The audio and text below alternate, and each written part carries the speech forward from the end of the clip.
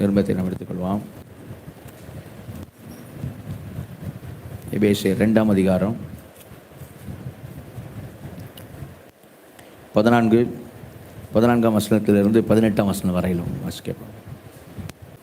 எனில் அவரே நம்முடைய சமாதான காரணராகி இரு திறத்தாரையும் ஒன்றாக்கி பகையாக நின்ற பிரிவினையாகிய நடுச்சுவரை தகர்த்து சட்ட திட்டங்களாகிய நியாயப்பிரமாணத்தை தம்முடைய மாம்சத்தினாலே ஒழித்து இரு திறத்தாரையும் தமக்குள்ளாக ஒரே புதிய மனுஷனாக சிருஷ்டித்து இப்படி சமாதானம் பண்ணி பகையை சிலுவையினால் கொன்று அதனாலே இரு திறத்தாரையும் ஒரே சரீரமாக தேவனுக்கு ஒப்புரவாக்கினார். அல்லாமலும் அவர் வந்து தூரமாயிருந்த உங்களுக்கும் சமீபமாயிருந்த அவர்களுக்கும் சமாதானத்தை சுவிசேஷமாக அறிவித்தார். அந்தபடியே நாம் இருதிருத்தாரும் ஒரே ஆவியினாலே பிதாவினிடத்தில் சேரும் ஸ்லாக்கியத்தை அவர் மூலமாய் பெற்றிருக்கிறோம். ஹல்லேலூயா. உற்சாகமா சொல்லுவோம் ஹல்லேலூயா. கடந்த வாரம் நாம் இந்த செய்தியை கேட்கும் போது அது முந்தின இருக்கிறதான வசனங்கள் 11, 12, 13 வசனங்களை தியானிப்பதற்காக நமக்கு கிருபை தந்தார். எட்ட இருந்து கிட்ட அப்படிங்கிறதான தலைப்புல நம்ம ஆண்டுடைய வார்த்தையை கேட்டோம். ஹல்லேலூயா. எப்படி கேட்டோம்னு சொன்னால், விருத்த சேதனம் இல்லாதவர்கள், நம்முடைய முந்தைய நிலையை குறித்து நாம் கேட்டோம். விருத்த சேதனம் இல்லாதவர்கள், விக்கிரக ஆராதனைக்காரர்கள், விரும்பப்பட்டவர்கள் அல்லது விரும்பப்படுகிறவர்கள் என்று சொல்லி கடந்த வாரம் ஆண்டோடைய வார்த்தையை செய்தோம், கேட்டோம். இந்த நாளிலும் ஒப்புரவு என்கிறதான தலைப்பில் நம்ம ஆண்டோடைய வார்த்தை கேட்க இருக்கிறோம். பரிசுத்த ஆவியானவர் இந்த நாளில் விசேஷமாக நம்மோடு கூட இடைபடுவாராக. அல்லேலூயா.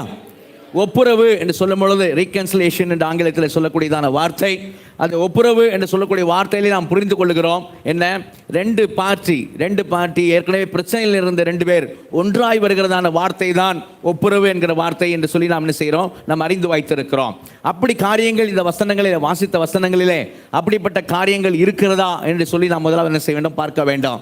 ஒப்புரவு என்று சொல்லுவோமானால் அப்போ முன்பாக எப்படி இருக்க வேண்டும் என்று சொன்னால், பகை, பிரிவினை, அப்படிப்பட்ட காரியங்கள் அங்கே என்ன செய்ய வேண்டும், இருக்க வேண்டும்.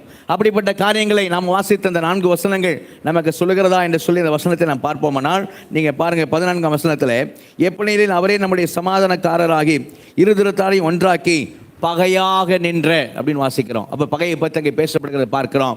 பகையாக நின்ற பிரிவினை என்கிறதான வார்த்தையை பார்க்கிறோம். பிரிவினை, பகை என்கிற வார்த்தை சொல்லப்படுகிறத செய்கிறோம், பார்க்கிறோம். அதே போல் நீங்கள் 16ஆம் வசனத்தை பார்த்தீங்கன்னா 16ஆம் வசனத்திலையும் பகையை சிலுவையினாலே கொன்று என்று சொல்லி செய்கிறோம், நம்ம வாசிக்கிறோம். அதே போல் முந்தின வசனம் 15ஆம் வசனத்தில் இரு திறத்தாரையும் தமக்குள்ள ஒரே புதிய மனுஷனாக சிருஷ்டித்து, இரு திறத்தாரை ஒரே புதிய மனுஷனாக சிருஷ்டித்து என்று வாசிக்கிறோம். 16ஆம் வசன முடிவில் பார்க்கிறோம் ஒரே சரீரமாக என்று வாசிக்கிறோம். அதே போல் அங்கே சொல்லப்படுகிற காரியம் இரு திறத்தாரை ஒன்றாக்கி என்கிற வார்த்தைகள் சொல்லப்படுகிறத செய்கிறோம், பார்க்கிறோம். அப்படியானால் அங்கே பகை, பிரிவினை, பகைமையை சிலுவையினாலே கொன்று இருதிறத்தாரை ஒன்றாக்கி ஒரே சரீரமாக சிருஷ்டித்து ஒரே சரீரமாக சிருஷ்டித்து ஒரு புதிய மனுஷனாக சிருஷ்டித்து ஒரே சரீரமாக தேவனோடு கூட ஒப்புரவாக்கினார் என்கிறதான வார்த்தையில் என்ன செய்கிறோம், பார்க்கிறோம். இப்போ இந்த வார்த்தைகள் எல்லாம் எதை காண்பிக்கிறது என்று சொன்னால், ஒப்புரவு என்கிறதான காரியத்தை காண்பிக்கிறது. அங்கே பிரச்சனைகள் இருக்கிறத, பகை என்கிற காரியங்கள், பிரிவினை என்கிற காரியங்கள் உண்டு என்று சொல்லி இந்த வசனங்கள் காண்பிக்கிறது என்ன செய்கிறோம், பார்க்கிறோம். அப்போ ஒப்புரவு அப்படின்னு சொன்னாலே அது எப்படி ஆகும், ஒப்புரவு அப்படின்னு சொல்லி சொன்னால் எப்படி ஆகும், பகை அப்படின்னு சொல்லப்படுது, பிரிவினைன்னு சொல்லப்படுது. அப்போ ஒப்புரவு அப்படின்னு சொன்னாலே அங்கே எதுக்கு இடம் உண்டுன்னு சொன்னால், சமாதானத்துக்கு இடம் உண்டு. அல்லேலூயா. ஒப்புரவு அப்படின்னால அங்கே என்ன உண்டாயிடுச்சுன்னு அர்த்தம், அங்கே சமாதானம் உண்டாகிவிட்டது என்ற அர்த்தம். அப்போ சமாதானத்தை குறித்து இந்த வசனம் பேசுகிறதா அப்படின்னு சொல்லி நம்ம பார்ப்போம்னால், அந்த வசனங்கள் சமாதானத்தை குறித்து காண்பிக்கிறத செய்ய முடியும், பார்க்க முடியும். பாருங்க, சமாதானத்தை குறித்து அங்கே நம்ம பார்க்கிறோம் 14ஆம் வசனத்திலே, அவரே நம்முடைய சமாதான காரணராகி. அடுத்து பார்க்கிறோம் 15ஆம் வசனம், இப்படி சமாதானம் பண்ணி என்று வாசிக்கிறோம். இப்படி சமாதானம் பண்ணி என்று வாசிக்கிறோம். 17ஆம் வசனத்தை சமாதானத்தை சுவிசேஷமாக அறிவித்தார் என்று செய்கிறோம், பார்க்கிறோம். அப்போ சமாதானத்தை குறித்தும் இந்த வசனங்கள் பகை, பிரிவினை என்கிற காரியங்களை குறித்து மாத்திரம் இந்த வசனம் பேசவில்லை. ஒன்றாக்கி ஒரே சரீரமாக புதிய மனுஷனாக அப்படின்னு சொல்லி ஒரே சரீரமாக புதிய மனுஷனாக அப்படி மாத்திரம் இந்த வசனம் சொல்லவில்லை, சரியா? மாறாக இந்த வசனம் இன்னொரு காரியத்தை காமிச்சு கொடுக்கிறத பார்க்கிறோம். என்ன காரியம் என்று சொன்னால், சமாதானத்தை குறித்து இந்த வசனம் பேசுகிறத செய்கிறோம், நாம் பார்க்கிறோம். அல்லேலூயா, அல்லேலூயா. அப்போ ஒப்புரவு என்கிறதான தலைப்பில் நாம் என்ன இந்த 4 வசனங்களை நாம் இந்த நாளில் என்ன செய்ய போகிறோம், பார்க்க போகிறோம். பரிசுத்த ஆவியானவர் இந்த நாளில் விசேஷமாக நம்மோடு கூட இடைபடுவாராக. அல்லேலூயா, அல்லேலூயா. பரிசுத்த ஆவியானவர் இன்றைக்கு நம்மோடு கூட இந்த நாள் விசேஷமாக இடைபடுவாராக. 3 காரியங்களை பார்க்க போகிறோம். ஒன்று சமாதான பிரதிநிதி, இரண்டாவது சமாதான பிரசங்கி, மூணாவது சமாதான பிரஜாபதி என்று சொல்லி 3 காரியங்களை என்ன செய்ய போகிறோம் இந்த நாளிலே பார்க்க போகிறோம். பரிசுத்த ஆவியானவர் நம்ம ஒவ்வொருவரோடு கூட விசேஷமாக இடைபடுவாராக. நல்ல கரங்க சொல்லுவோமா? அல்லேலூயா. முதலாவது காரியம் என்ன சொன்னேன்? சமாதான பிரதிநிதி, ரெப்ரசன்டேட்டிவ், சமாதான பிரதிநிதி என்று பார்க்கிறோம். சமாதான பிரதிநிதி என்று ஒருவர் தேவையா அப்படின்னு நம்ம கேட்போமானால், அங்கே யாருக்கும் பிரச்சனை அப்படின்னு சொல்லி அந்த வசனங்கள் காண்பிக்கிறது பாருங்க. யாருக்கு சமாதானம் தேவை, யாருக்கும் பிரச்சனை அப்படின்னு சொல்லி இந்த வசனம் காண்பிக்கிறது என்ன பார்ப்போமானால், அங்கே நம்ம அங்கே 16ஆம் வசனத்தில் பகையை சிலுவையினாலே கொன்று அதனால இரு திறத்தாரையும் ஒரே சரீரமாக தேவனுக்கு ஒப்புரவாக்கினார். அல்லேலூயா. முதலாவது சமாதானம் எங்கே உண்டாகுதுன்னு சொல்லி சொன்னா, நமக்கும் தேவனுக்கும் இடையில சமாதானம் உண்டாகும்படி ஒரு சமாதான பிரதிநிதி தேவைப்படுகிறார். அல்லேலூயா. நமக்கும் தேவனுக்கும். அடுத்து நாம் பார்க்கிறோம் என்னன்னு சொல்லி சொன்னா, இன்னொரு கூட்டத்தோடு நமக்கு சமாதானம் உண்டாகிறத அங்கே நாம் வாசிக்கிறோம். யார் அந்த கூட்டம்? அவர் தேவ ஜனம் என்று சொல்லக்கூடிய யூதர்களோடு கூட நமக்கு சமாதானம் உண்டாகிறது குறித்து அங்கே பேசப்படுகிறது இல்லையா? ஏன்னா நமக்கு தெரியும் அந்த 11ஆம் வசனம், 12ஆம் வசனம், 13ஆம் வசனத்தில் நம்ம போன வாரம் பார்த்த வசனங்களிலே எப்படி சொல்லப்பட்டிருக்கிறது? மாம்சத்தின்படி புறஜாதியாக இருந்த ஆனபடினாலே முன்னே மாம்சத்தின்படி புறஜாதியாக இருந்து மாம்சத்தில் கையினால் செய்யப்படுகிற விருத்த சேதனை உடையவர்களால் விருத்த சேதனை இல்லாத எனப்பட்ட நீங்கள், புறஜாதி நீங்கள், அக்காலத்தில் முன்னே இயேசுவிடத்தில் வருகிறதுக்கு முன்பாக விருத்தசேதனை இல்லாத ஏற்பட்ட நீங்கள் கிறிஸ்துவை சேராதவர்களாகவும் இஸ்ரவேலுடைய காணியாட்சிக்கு புறம்பானவர்களாகவும் வாக்குத்தத்த உடன்படிக்கைகளுக்கு அந்நியர்களாகவும் நம்பிக்கை அற்றவர்களாகவும் இந்த உலகத்தில் தேவன் அற்றவர்களாகவும் இருந்தீர்கள் என்று நினைத்துக் கொள்ளுங்கள். அப்படி இப்படி தூரமாயிருந்த உங்களை இயேசுக்குள் கிறிஸ்துடைய இரத்தத்தினாலே இப்பொழுது எப்படி ஆயிட்டீங்க? சமீபமானீர்கள். முன்னே தூரமாயிருந்த நீங்கள் இயேசுவுக்குள் கிறிஸ்துடைய இரத்தத்தினாலே சமீபமானீர்கள். அல்லேலூயா. அல்லேலூயா. தூரமாயிருந்த புறஜாதிகளா நீங்கள் இப்போது என்ன சமீபமானீர்கள். சரியா? அவங்களை விட்டு அவங்க காணியாட்சிக்கு புறமா இருந்த நீங்கள் இப்போது என்ன செய்தீங்க? அவருடைய இரத்தத்தினாலே என்ன ஆயிட்டீங்க? சமீபமானீர்கள். எப்படி எனில், இப்ப எப்படி 14ஆம் வசனம் எப்படி ஆரம்பிக்குது? எப்படி நீங்க இப்போ சமாதானம் பெற்றிருக்கீங்க, எப்படி நீங்க அவரோடு கூட சேர்ந்திருக்கீங்க, எப்படி நீங்க அந்த ஒற்றுமை அந்த காரியம் எப்படி உண்டாயிருக்கிறது? எப்படி நீங்க சமீபமாக வந்திருக்கிறீர்கள்? எப்படி எனில் அது சமீபமாக வந்த காரியம் எப்படி அப்படிங்கிறதா அடுத்த 4 வசனங்கள் விளக்கி காண்பிக்கிறதாக இருக்கிறது. அல்லேலூயா. அப்ப என்ன காமிக்கிறது? பகை என்று சொல்லப்படுகிறது. ஒன்று, தேவனோடு கூட நாம் என்ன செய்வோம், நாம் ஒப்புரவாக வேண்டும் என்று காண்பிக்கப்படுகிறது பார்க்கிறோம். இன்னொன்று, அவர் தேவ ஜனம் என்று சொல்லக்கூடிய அவர்களோடு கூட நாம் ஒப்புரவாக வேண்டும் என்று சொல்லப்படுகிறது என்ன செய்கிறோம், நம்ம பார்க்கிறோம். அல்லேலூயா. தேவனோடு கூட ஒப்புரவு அப்படின்னு சொல்லி சொல்லும் பொழுது, ஏன் நாம் தேவனோடு கூட ஒப்புரவாக வேண்டும் அப்படின்னு சொல்லி சொன்னா, நமக்கு அந்த எபேசியர் 2ஆம் அதிகாரத்திலே நமக்கு தெரியும். 1ஆம் வசனம், 2ஆம் வசனம், 3ஆம் வசனம் இதெல்லாம் நம்முடைய முந்தைய நிலையை குறித்து பேசுகிற வசனங்களாக இருக்கிறது. எப்படி நாம் இருந்தோம்? அக்கிரமங்களினாலும் பாவங்களினாலும் மரித்தவராய் இருந்த நம்மை அவர் உயிர்ப்பித்தார். அல்லேலூயா. அப்போ நாம் எல்லாம் we were dead, நடை பிணங்களாக இருந்தோம். ஆவியிலே தேவனை ஆராதிக்கிற கூட்டமாக நாம் இருக்கவில்லை. ஆவியிலே தேவனுக்கு ஆராதனை செய்கிற, தேவனோடு கூட ஐக்கியம் கொண்ட உறவு கொண்ட மக்களாக நாம் காணப்படவில்லை. மாறாக பாவம் அக்கிரமம் நம்மை அவரிடத்திலிருந்து பிரித்ததனால நம்முடைய பிறப்பு மாம்சத்தினுடைய புறஜாதியாக இருக்கிறோம். விருத்த சேதனை நமக்கு இல்லை, விக்கிரகாரனைக்காரர்களாக இருக்கிறோம். நமக்கும் ஜீவனுள்ள தேவனுக்கும் எந்த சம்பந்தமும் இல்லை. வாக்குத்தத்த உடன்படிக்கைக்கு நமக்கு சம்பந்தம் இல்லை. இஸ்ரவேலை காணியாட்சிக்கு புறமானவர்களாக, நம்பிக்கையற்றவர்களாக, இவ்வுலகத்தில் தேவனற்றவர்களாக இருந்தோம் பார்க்கிறோம். அக்கிரமனாலும் பாவத்தினாலும் மரித்த நிலையில் என்ன செய்த நாம இருந்தோம் என்று பார்க்கிறோம். அடுத்த வசனத்தில் 2ஆம் வசனம், 2ஆம் அதிகாரம் 2ஆம் வசனத்தை பார்க்கும் பொழுது நாம என்ன எப்படி இருந்தோம்? கீழ்ப்படியாமை பிள்ளைகளிடத்தில் போது கிரியை செய்கிற ஆகாயத்து அதிகார பிரபுவாகிய ஆவிக்கேற்றபடியா சாத்தானுடைய இச்சையின்படி நடக்கிறவர்களாக, அவன் சொல்றபடி நடக்கிற பிள்ளைகளாக என்ன செய்தோம்? நாம கீழ்ப்படியாத பிள்ளைகளாக இருந்தோம். நமக்கும் தேவனுக்கும் இல்லை தொடர்பு இல்லை. நம்ம சாத்தானின் அதிகாரத்தில் இருந்தோம். சரியா? சாத்தானோட அதிகாரத்தில் இருந்தோம். அக்கிரமனால பாவத்தினால மரித்த நிலையில் இருந்தோம் பார்க்கிறோம். 3ஆம் வசனம் நமக்கு சொல்லுது, நாம் எல்லாரும் என்ன செய்தோம்? அந்த நாட்கள் எப்படி இருந்தோம்? நம்ம எல்லாரும் முற்காலத்தில் நம்ம மாம்ச இச்சையின்படியே நடந்து, நம்ம மாம்சம் மனசும் விரும்பினவைகளை செய்து சுபாவத்தினாலே மற்றவர்களை போல கோபாக்கினையின் பிள்ளைகளாக இருந்தோம். கீழ்ப்படியாமின் பிள்ளைகளாக இருந்தோம். கோபாக்கினையின் பிள்ளைகள், அந்த மாம்சம் மனசும் விரும்பினவைகளை நாம் செய்து, அதனால என்ன பாவங்களையே அக்கிரமங்களையே நாம் செய்து, இப்படிப்பட்ட காரியங்களே செய்து தேவனுடைய கோபத்தால் வரக்கூடிய ஆக்கினையை தண்டனையை பெற்றுக்கொள்ளக்கூடிய பிள்ளைகளாக நாம் என்ன செய்தோம்? நாம் இருந்தோம்.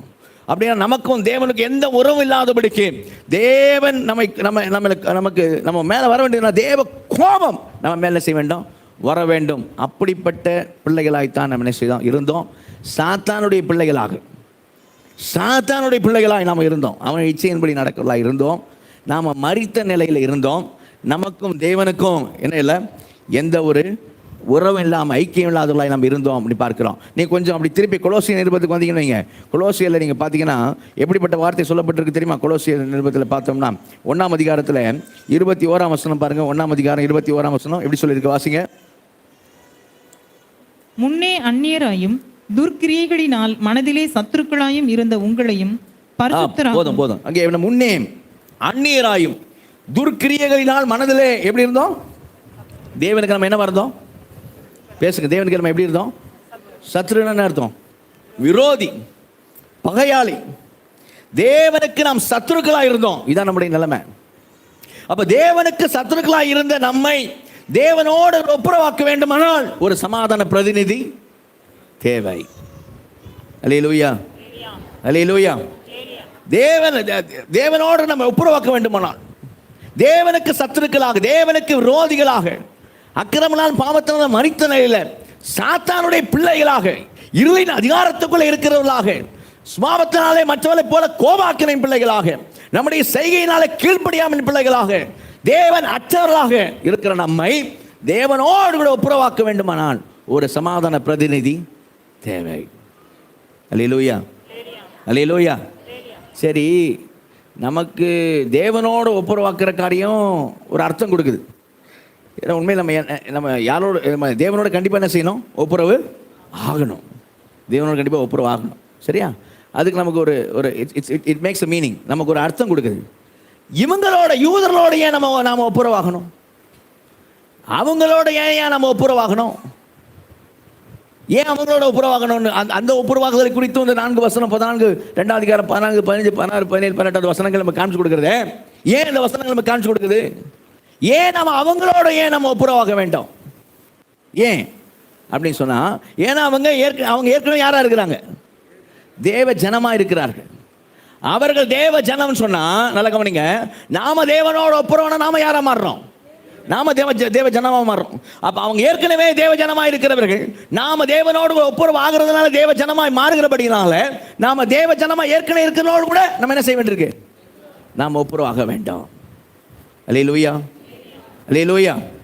அவங்களோட என்ன நம்ம அதனால தான் ஒப்புரவாக வேண்டும். கவனிங்க. ஏன்னா நம்ம பைபிளில் நான் ஏற்கனவே போன வாரம் செய்தியில் சொன்னேன், ஷார்ட்டாக அது மட்டும் சொன்னேன். ஆனால் இப்போ கொஞ்சம் விவரமாக சொல்கிறேன்.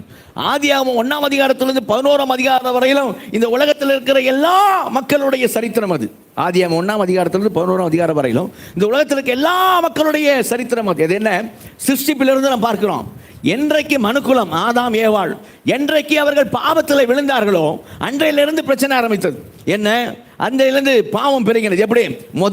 முதல் கொலை யாரு? ஒரு சகோதரன் இன்னொரு கூட பிறந்த சகோதரனை செய்யறான். காயன் ஆபேலை பொறாமையினாலே செய்யறான், கொல்றான். அப்போ கொலை நடக்குது முதல்ல. அப்படி சரி. அதுக்கு பிறகு மனிதர்கள் பெருக பாவங்கள் பெருகுது. பாவங்கள் பெருகினபடினால முதல் நியாய தீர்ப்பு இந்த உலகத்தின் மேல் வந்தது. ஜலத்தினால எல்லாரும் அழிக்கப்பட்டார்கள், 8 பேரை தவிர. அல்லேலூயா. நோவா குடும்பம் அது 8 பேரை தவிர. அதுக்கு பிறகு நோவாவோட சந்ததியாக சேம் காம் யாப்பேத் சொல்லக்கூடியவர்களாக மறுபடியும் மனிதர்கள் பெருகினார்கள். மறுபடியும் மனிதர்கள் பெருகின போது பற்பல மனிதர்கள் பெருகின காலத்தில் என்ன நடந்தது? மனிதர்களாய் சேர்ந்து தேவன் இல்லாமல் தேவனை ஒதுக்கி வைத்து விட்டு தாங்களாகவே ஒரு ஒற்றுமையா இருக்க வேண்டும் என்று பொய்யான ஒரு ஒற்றுமையின் காரியத்தை அவர்கள் முயற்சி செய்த பாபேல் கோபுரத்தை கட்டும் பொழுது 2வது நியாய தீர்ப்பு உலகத்திற்கு வருகிறது. தேவன் நியாயம் தீர்க்கும்படி என்ன செய்தார்னா பாஷைகளை தாறுமாறாக்கினார். அல்லேலூயா. பாஷைகள் தாறுமாறானது, அல்லது பாஷைகள் உண்டானது. அதுக்கு பிறகு எல்லா ஜனத்துடைய சரித்திரம் அந்த ஆதியாகமம் 11ஆம் அதிகாரத்தோடு நின்றுது. அதுக்கு பிறகு யாருடைய சரித்திரம் தான் ஆரம்பிக்குதுன்னு பார்த்தீங்கன்னா இஸ்ரேல் ஜனங்களுடைய சரித்திரம் ஆரம்பிக்கிறது. ஆபிரகாம் என்கிற மனுஷனை அவர் அழைக்கிறதை பார்க்கிறோம். அந்த ஆபிரகாமுக்கு அவர் வாக்கு பண்ணுகிறதை பார்க்கிறோம். உனக்கும் பின்வரும் சந்ததிக்கும் நான் தேவனாக இருப்பேன் என்று சொல்லி ஆண்டவர் அங்கே உடன்படிக்கை செய்கிறதை பார்க்கிறோம். ஆபிரகாம், ஈசாக்கு, யாக்கோபு, அது பிறகு யோசேப்பு, ஜனங்கள் பெறுகிறார், இஸ்ரவேல் மக்கள் பெறுகிறார்கள். அதுக்கு பிறகு ஃபுல்லாக அவங்கள பற்றி தான் பைபிளில் வாசிக்கிறோம். அவங்க இஸ்ரவேல் ஜனங்கள் எகிப்தில் 400 வருஷம் அடிமையாக இருக்கிறார்கள். அவர்களுக்காக மோசே இரட்சகர் அனுப்பப்படுகிறார். அவங்க விடுதலை ஆகிறாங்க. மோசேயின் தலைமையில் வருகிறவர்கள், பின்பாக ஜோசுவான் தலைமையில் கானான் தேசம், வாக்களிக்கப்பட்ட பாலும் தேன் ஓடுகிற தேசத்தில் போய் செட்டில் ஆகிறார்கள். அதுக்கு பிறகு நியாயாதிபதி காலத்தில் அவர்கள் இருக்கிறார்கள். அதுக்கு பிறகு ராஜாக்கள் காலம் ஆரம்பிக்கிறது. தீர்க்கதரிசிகள் காலம், ராஜாக்கள் காலம் ஒன்றாக வருகிறதை பார்க்கிறோம். மெஸ்ஸியா அவர்களுக்காக வாக்களிக்கப்படுகிறார். அதுக்கு பிறகு புதிய ஏற்பாட்டில் இயேசு கிறிஸ்து மெஸ்ஸியா அவர்களிடத்தில் யூதர்களில் யூதனாக இயேசு கிறிஸ்து என்ன செய்றாரு? மெஸ்ஸியாவாக என்ன செய்றாரு? வருகிறது என்ன செய்றோம்? பார்க்கிறோம். இப்போ எல்லாமே யாரை பத்தி தான் போட்டிருக்குது அப்படின்னு சொன்னா எல்லாம் அவங்களுடைய சரித்திரத்தை என்ன செய்றோம்? நம்ம வாசிக்கிறோம். எல்லாம் அவங்களுடைய காரியமா இருக்கிறது என்ன செய்றோம்? பார்க்கிறோம். நம்மை குறித்த வேதத்தில் வாசிச்சோம். நம்மளுடைய நிலைமை என்னன்னு சொல்லி பார்த்தோம். அவங்களுக்கு குறித்து ஒரு வசனம் வாசிக்கிறோம்னு வைங்களேன். நீங்க ரோமர் 9ஆம் அதிகாரத்துக்கு வாங்க. அவங்களை குறித்து ஒரு வசனத்தை வாசிங்க. ரோமர் 9ஆம் அதிகாரம் 4வது வசனம் 5ஆம் வசனம் வாசிங்க. 4:5. அவர்கள் இஸ்ரவேலரே, புத்திர சுவிகாரமும் மகிமையும் உடன்படிக்கைகளும் நியாயப்பிரமாணமும் தேவ ஆராதனையும் வாக்குத்தத்தங்களும் அவர்களுடையவைகளே. பிதாக்கள் அவர்களுடையவர்களே. மாம்சத்தின்படி கிறிஸ்துவும் அவர்களில் பிறந்தாரே.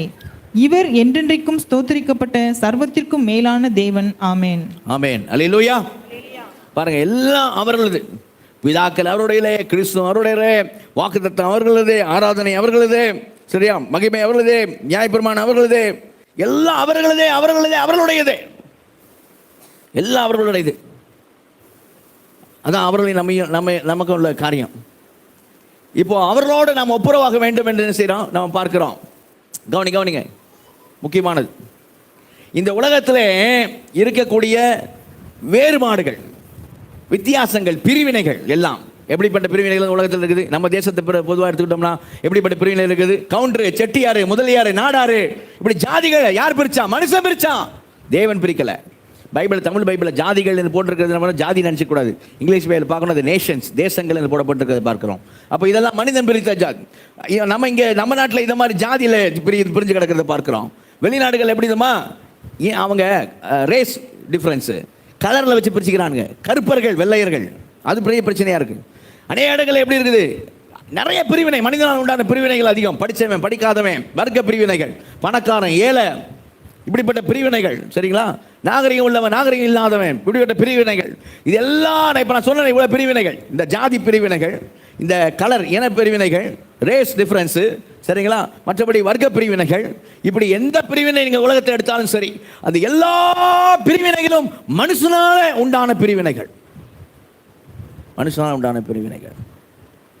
ஆனால் இங்கே ரொம்ப முக்கியமானது, யூதர்கள் தேவ ஜனங்கள், புறஜாதிகள் அல்ல, இவர்களே என் ஜனங்கள் என்று உண்டான பிரிவினை மனிதனால் உண்டான பிரிவினை அல்ல, அது தேவனே உண்டாக்கின பிரிவினை.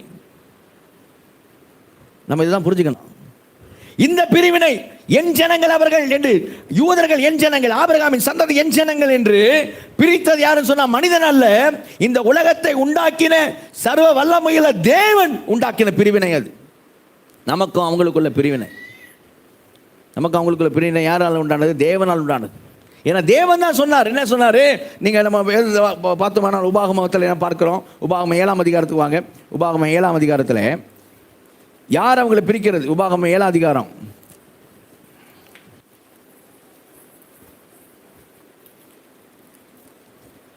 6ஆம் வசனம் 7ஆம் வசனம் வாசிக்க. 6-7. நீ உன் தேவனாகிய கர்த்தருக்கு பரிசுத்த ஜனம், பூச்சக்கரத்தில் உள்ள எல்லா ஜனங்களிலும் உன் தேவனாகிய கர்த்தர் உன்னை தமக்கு சொந்தமாய் இருக்கும்படி தெரிந்து கொண்டார். சகல ஜனங்களிலும் நீங்கள் திரட்சியான ஜனம் என்று கர்த்தர் உங்கள் பேரில் அன்பு வைத்து உங்களை தெரிந்து கொள்ளவில்லை.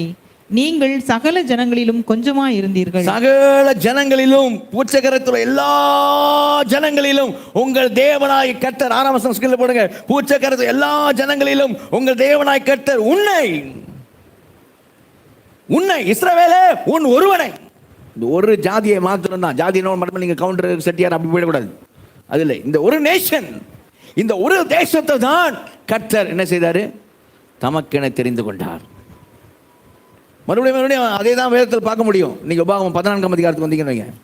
உபாகமம் 14ஆம் அதிகாரம் 2ஆம் வசனம் பாருங்க. நீங்கள் உங்கள் தேவனாகிய கர்த்தருக்கு பரிசுத்தமான ஜனங்கள். நீங்கள் உங்கள் தேவனாய் கர்த்தருக்கு பரிசுத்தமான ஜனங்கள். பூமியின் மீதெங்குமுள்ள எல்லா ஜனங்களும். எப்படி போட்டிருக்கு பாருங்க, பூமியின் மீது எங்கும் உள்ள, இந்தியாவில் உள்ள எல்லா இடங்களிலும் உள்ள, பூமியின் மீது எங்கும் உள்ள எல்லா ஜனங்களிலும் உங்களையே கர்த்தர் தமக்கு சொந்த ஜனங்களா இருக்க தெரிந்து கொண்டார். உங்களையே அப்படின்னா யார் மட்டும்தான் சொல்லுங்க? உங்களையே அப்படின்னா யார் மட்டும்தான்? அவங்க மட்டும்தான். உங்களையே அவர் தமக்காக என்ன செய்தார்? தெரிந்து கொண்டார். அப்ப இந்த பிரிவினை மனுஷனால் உண்டான பிரிவினை அல்ல, இது தேவன் உண்டாக்கின காரியம். எத்தனை வசனம் வேணா நம்ம பார்க்க முடியும். மறுபடியும் அந்த வசனங்கள் என்னதான் சொல்லுன்னு சொன்னா, இது தேவன் உண்டாக்கின காரியம், இது தேவன் உண்டாக்கின பிரிவினை, இது தேவனால் உண்டான பிரிவினை, அப்படிதான் சொல்லும். உதாரணத்துக்கு இன்னொரு வசனம் வாசிங்க, லேவியராகமம் 20ஆம் அதிகாரத்தில் 26ஆம் வசனம் வாசிங்க. லேவியராகமம் 20ஆம் அதிகாரம் 26வது வசனம். கர்த்தராகிய நான் பரிசுத்தராய் இருக்கிறபடியினாலே நீங்களும் எனக்கேற்ற பரிசுத்தவான்களாக நீங்களும் எனக்கேற்ற பரிசுத்தவான்களாக இருப்பீர்களாக. நீங்கள் என்னுடையவர்களாக, நீங்கள் என்னுடையவர்களாக இருக்கும்படிக்கு உங்களை மற்ற ஜனங்களை விட்டு பிரித்தெடுத்தேன். You are mine. நீங்கள் என்னுடையவர்களாக இருக்கும்படிக்கு உங்களை மற்ற எல்லா ஜனங்களை விட்டு நான் என்ன பண்ணேன் சொல்ற ஆண்டவரே? என்ன பண்ணேன்? பிரித்தெடுத்தேன். இவர்கள் என் ஜனங்கள், இவர்கள் என் துதியை. யார் சொன்னது சொல்லுங்க? யார் சொன்னது வார்த்தை? இவர்கள் என் ஜனங்கள் சொன்னது யார்? தேவன் சொன்னார். அப்ப இந்த பிரிவினை யாரால் உண்டான பிரிவினை சொல்லுங்க? யாரால் உண்டான பிரிவினை? மனுஷன் உண்டாக்குனது அல்ல, தேவன் உண்டாக்குனது. தேவனால் உண்டான பிரிவினையை மாற்ற எந்த மனுஷனால முடியாது. தேவனால் உண்டான பிரிவினை மாற வேண்டுமானால் அது தேவனால் மட்டுமே சாத்தியம். அந்த தேவன் மாம்சத்தில் என்ன செய்ய வேண்டும்? சமாதான பிரதிநிதியாக வந்தே ஆக வேண்டும்.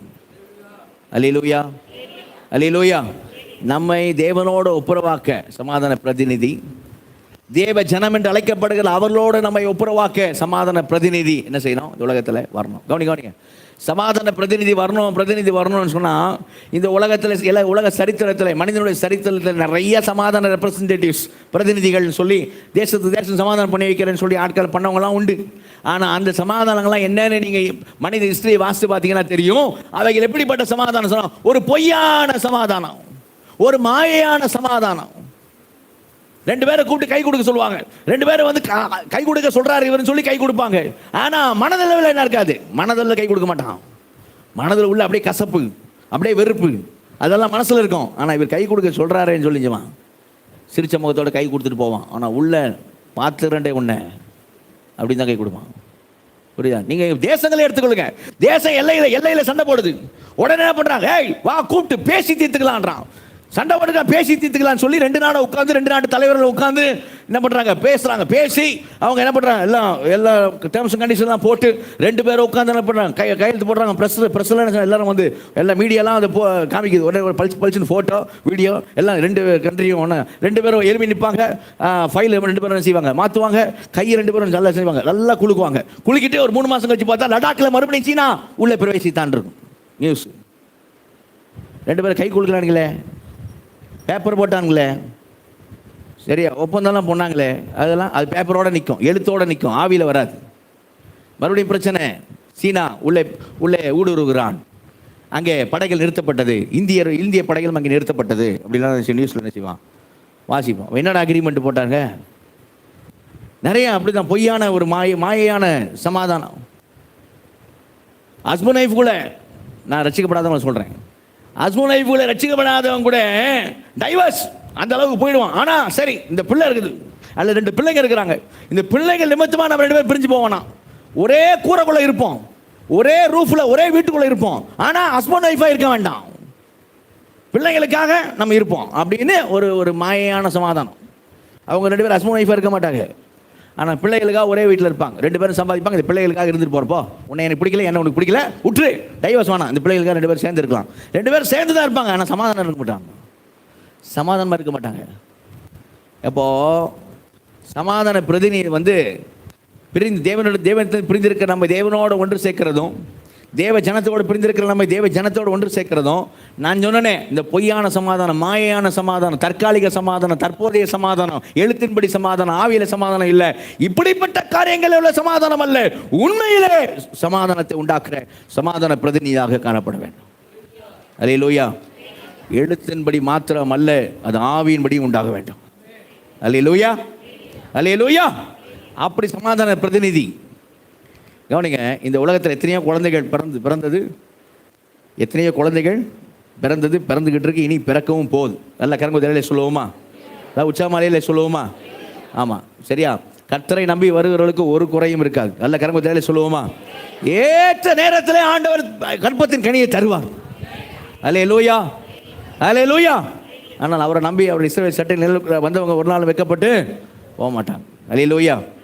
ஆனால் இந்த உலகத்தில் எத்தனையோ குழந்தைகள் பிறந்துக்கிட்டே இருக்குது. இப்போ பேசி பிரசங்கம் பண்ணுற நேரத்தில் பிறந்துக்கிட்டே இருக்குது, இனி பிறக்கவும் போகுது. அல்லேலூயா. ஆமாம், உங்களுக்கும் பிறக்கும். அல்லேலூயா.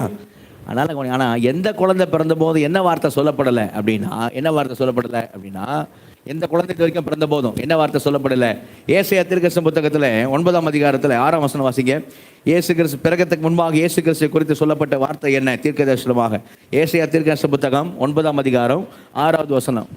நமக்கு ஒரு பாலகன் பிறந்தார், நமக்கு ஒரு குமாரன் கொடுக்கப்பட்டார், கர்த்தத்துவம் அவர் தோளின் மேல் இருக்கும்.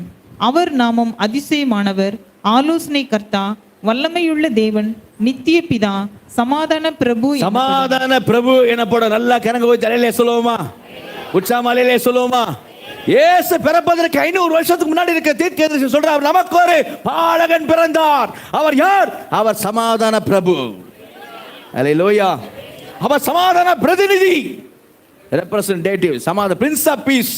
அவர் சமாதான பிரபு. இதுவரைக்கும் எந்த குழந்தைக்கும் சொல்லப்படாத வார்த்தை. அல்லேலூயா. இந்த உலகத்தில் இப்படி ஒரு குழந்தை பிறக்கும், அந்த குழந்தை சமாதான பிரபு என்று சொல்லப்படும். எந்த குழந்தைக்கு என்ன செய்யலை? சொல்லப்படவில்லை.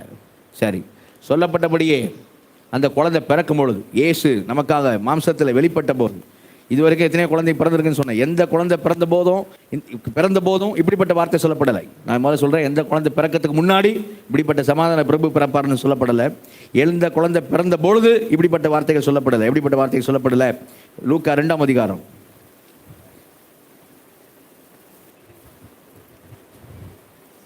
10ஆம் வசனம் வாசிங்க. தேவதூதன் அவர்களை நோக்கி, பயப்படாதிருங்கள், இதோ எல்லா ஜனத்துக்கும் மிகுந்த சந்தோஷத்தை உண்டாக்கும் நற்செய்தி உங்களுக்கு அறிவிக்கிறேன். இன்று கர்த்தராகிய கிறிஸ்து எனும் இரட்சகர் உங்களுக்கு தாவீதின் ஊரிலே பிறந்திருக்கிறார். தாவீதின் ஊரிலே இரட்சகர் பிறந்திருக்கிறார். 14ஆம் வசனம் வாசிங்க. 14. உன்னதத்தில் இருக்கிற தேவனுக்கு மகிமையும், பூமியிலே சமாதானமும், பூமியிலே சமாதானமும், மனுஷர் மேல் பிரியமும் உண்டாவதாக என்று சொல்லி தேவனை துதித்தார்கள். அல்லேலூயா, அல்லேலூயா. உன்னதத்தில் தேவனுக்கு மகிமையும், பூமியிலே. அப்போ இந்த குழந்தை பிறக்கும் பொழுது, இயேசு பூமியில பிறக்கும் பொழுது என்ன வார்த்தை சொல்லப்பட்டது? பூமியில என்ன உண்டாகட்டும்? சமாதானம் உண்டாகட்டும். அல்லேலூயா. எந்த குழந்தை பிறந்த போதும் இந்த வார்த்தை சொல்லப்படலை. அல்லேலூயா. இந்த உலகத்தை விட்டு போகும்போது யாரும் இவர் சொன்ன மாதிரி சொல்லலை, சொல்ல போவதும் இல்லை. எப்படி சொல்லலை? யோவான் எழுதின சுவிசேஷம் 14ஆம் அதிகாரம், யோவான் 14ஆம் அதிகாரம் 27ஆம் வசனத்தை வாசிங்க. சமாதானத்தை உங்களுக்கு வைத்து போகிறேன், என்னுடைய சமாதானத்தையே உங்களுக்கு கொடுக்கிறேன். உலகம் கொடுக்கிற பிரகாரம் நான் உங்களுக்கு கொடுக்கிறதில்லை. உங்கள் இருதயம் கலங்காமலும் பயப்படாமலும் இருப்பதாக. அல்லேலூயா. சமாதானத்தை உங்களுக்கு வைத்து போகிறேன். யாரும் இப்படி சொன்னதில்லை. அல்லேலூயா. ஏன் சமாதானத்தை உங்களுக்கு வச்சுட்டு போகிறேன்? உலகம் கொடுக்கிற பிரகாரமாக தற்காலிக சமாதானம் இல்லை, உண்மை சமாதானம். அல்லேலூயா. இந்த உலகத்தில் போனவங்க தான், யாரும் திரும்பி வந்ததில்லை. அப்படின்னா யாரும் மரித்து உயிரோடு எழுந்ததில்லை. இவர் ஒருவர் மாத்திரமே. அல்லேலூயா. உயிர்த்தெழுந்த இவர் ஒருவர் மாத்திரம்தான் இந்த வார்த்தையை சொன்னார். உயிர்த்தெழுந்த பிறகு சொன்னார். என்ன வார்த்தை சொன்னார்? யோவான் 20ஆம் அதிகாரம். யாரும் உயிரோடு எழும்பி சொல்ல போவதும் இல்லை. யோவான் 20ஆம் அதிகாரம் 19ஆம் வசனம்.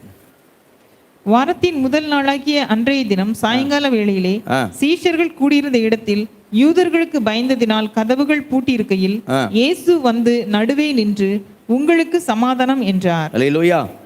இயேசு வந்து நடுவே நின்று உங்களுக்கு. 21ஆம் வசனம். இயேசு மறுபடியும் அவர்களை நோக்கி, உங்களுக்கு சமாதானம் உண்டாவதாக. இயேசு மறுபடியும் அவர்களை நோக்கி என்ன சொன்னாரு? உங்களுக்கு சமாதானம் உண்டாவதாக. 8 நாளைக்கு பிறகு அங்க பாருங்க 26ஆம் வசனத்தை எப்போ வர்றாரு? மறுபடியும் 8 நாளைக்கு பின்பு அவருடைய சீஷர்கள் வீட்டுக்குள்ளே இருந்தார்கள். தோமாவும் அவர்களுடனே கூட இருந்தான். கதவுகள் பூட்டப்பட்டிருந்தது. இந்திய அப்போஸ்தலர் தோமா. அல்லேலூயா, அல்லேலூயா. வாசிங்க. அப்பொழுது இயேசு வந்து நடுவே நின்று, உங்களுக்கு சமாதானம் என்றார். மறுபடியும் இயேசு நடுவே வந்து 8 நாளைக்கு பிறகு கூட வந்து என்ன சொன்னாரு? உங்களுக்கு சமாதானம் என்றார். அல்லேலூயா, அல்லேலூயா. சமாதானம். அப்போ பாருங்க, சமாதான பிரதிநிதி, சமாதான பிரதிநிதி தேவனோடு நம்ம ஒப்புரவாக்கும், தேவ ஜனத்தோடு கூட யூதர்களோடு நம்ம ஒப்புரவாக்குவோம். சரியா? யார் தேவைப்படுறா? சமாதான பிரதிநிதி. யார் அது? இயேசு. அல்லேலூயா. நமக்கு ஒரு பாலகன் பிறந்தார், அவர் சமாதான பிரபு எனப்படுவார். அல்லேலூயா, அல்லேலூயா. ஆமாம், சொன்னபடியே அவர் பிறக்கும் பொழுது உன்னதத்தில் தேவனுக்கு மகிமையும் பூமியிலே சமாதானம் உண்டாவதாக. உலகத்துட்டு போகும்போது சொல்றாரு, நான் இந்த உலகத்தில் உங்களுக்கு என்ன வைத்துட்டு போகிறேன்? ஆமாம், உலகம் கொடுக்குற பிரகாரமாக இல்லை, என் சமாதானம் உங்களுக்கு வைத்து போகிறேன். அல்லேலூயா, அல்லேலூயா. உயிர்த்தெழுந்த ஆண்டவர் சீசலை பார்த்து சொல்கிற வார்த்தை என்ன சொல்கிறாரு? என்ன சொல்கிறாரு? உங்களுக்கு சமாதானம். அல்லேலூயா, அல்லேலூயா. ஆமாம், யாருக்கும் இப்படி சொல்லப்படவும் இல்லை, யாரும் இப்படி சொல்ல போவதும் இல்லை. சரியா? எல்லாமே அவர் தான் சொன்னார். அப்போ யார் தான் அவருன்னு சொன்னால் சமாதான பிரதிநிதி. யார்? கர்த்தராகிய இயேசு கிறிஸ்து. நல்ல கரங்கு தலையில சொல்லுவோமா?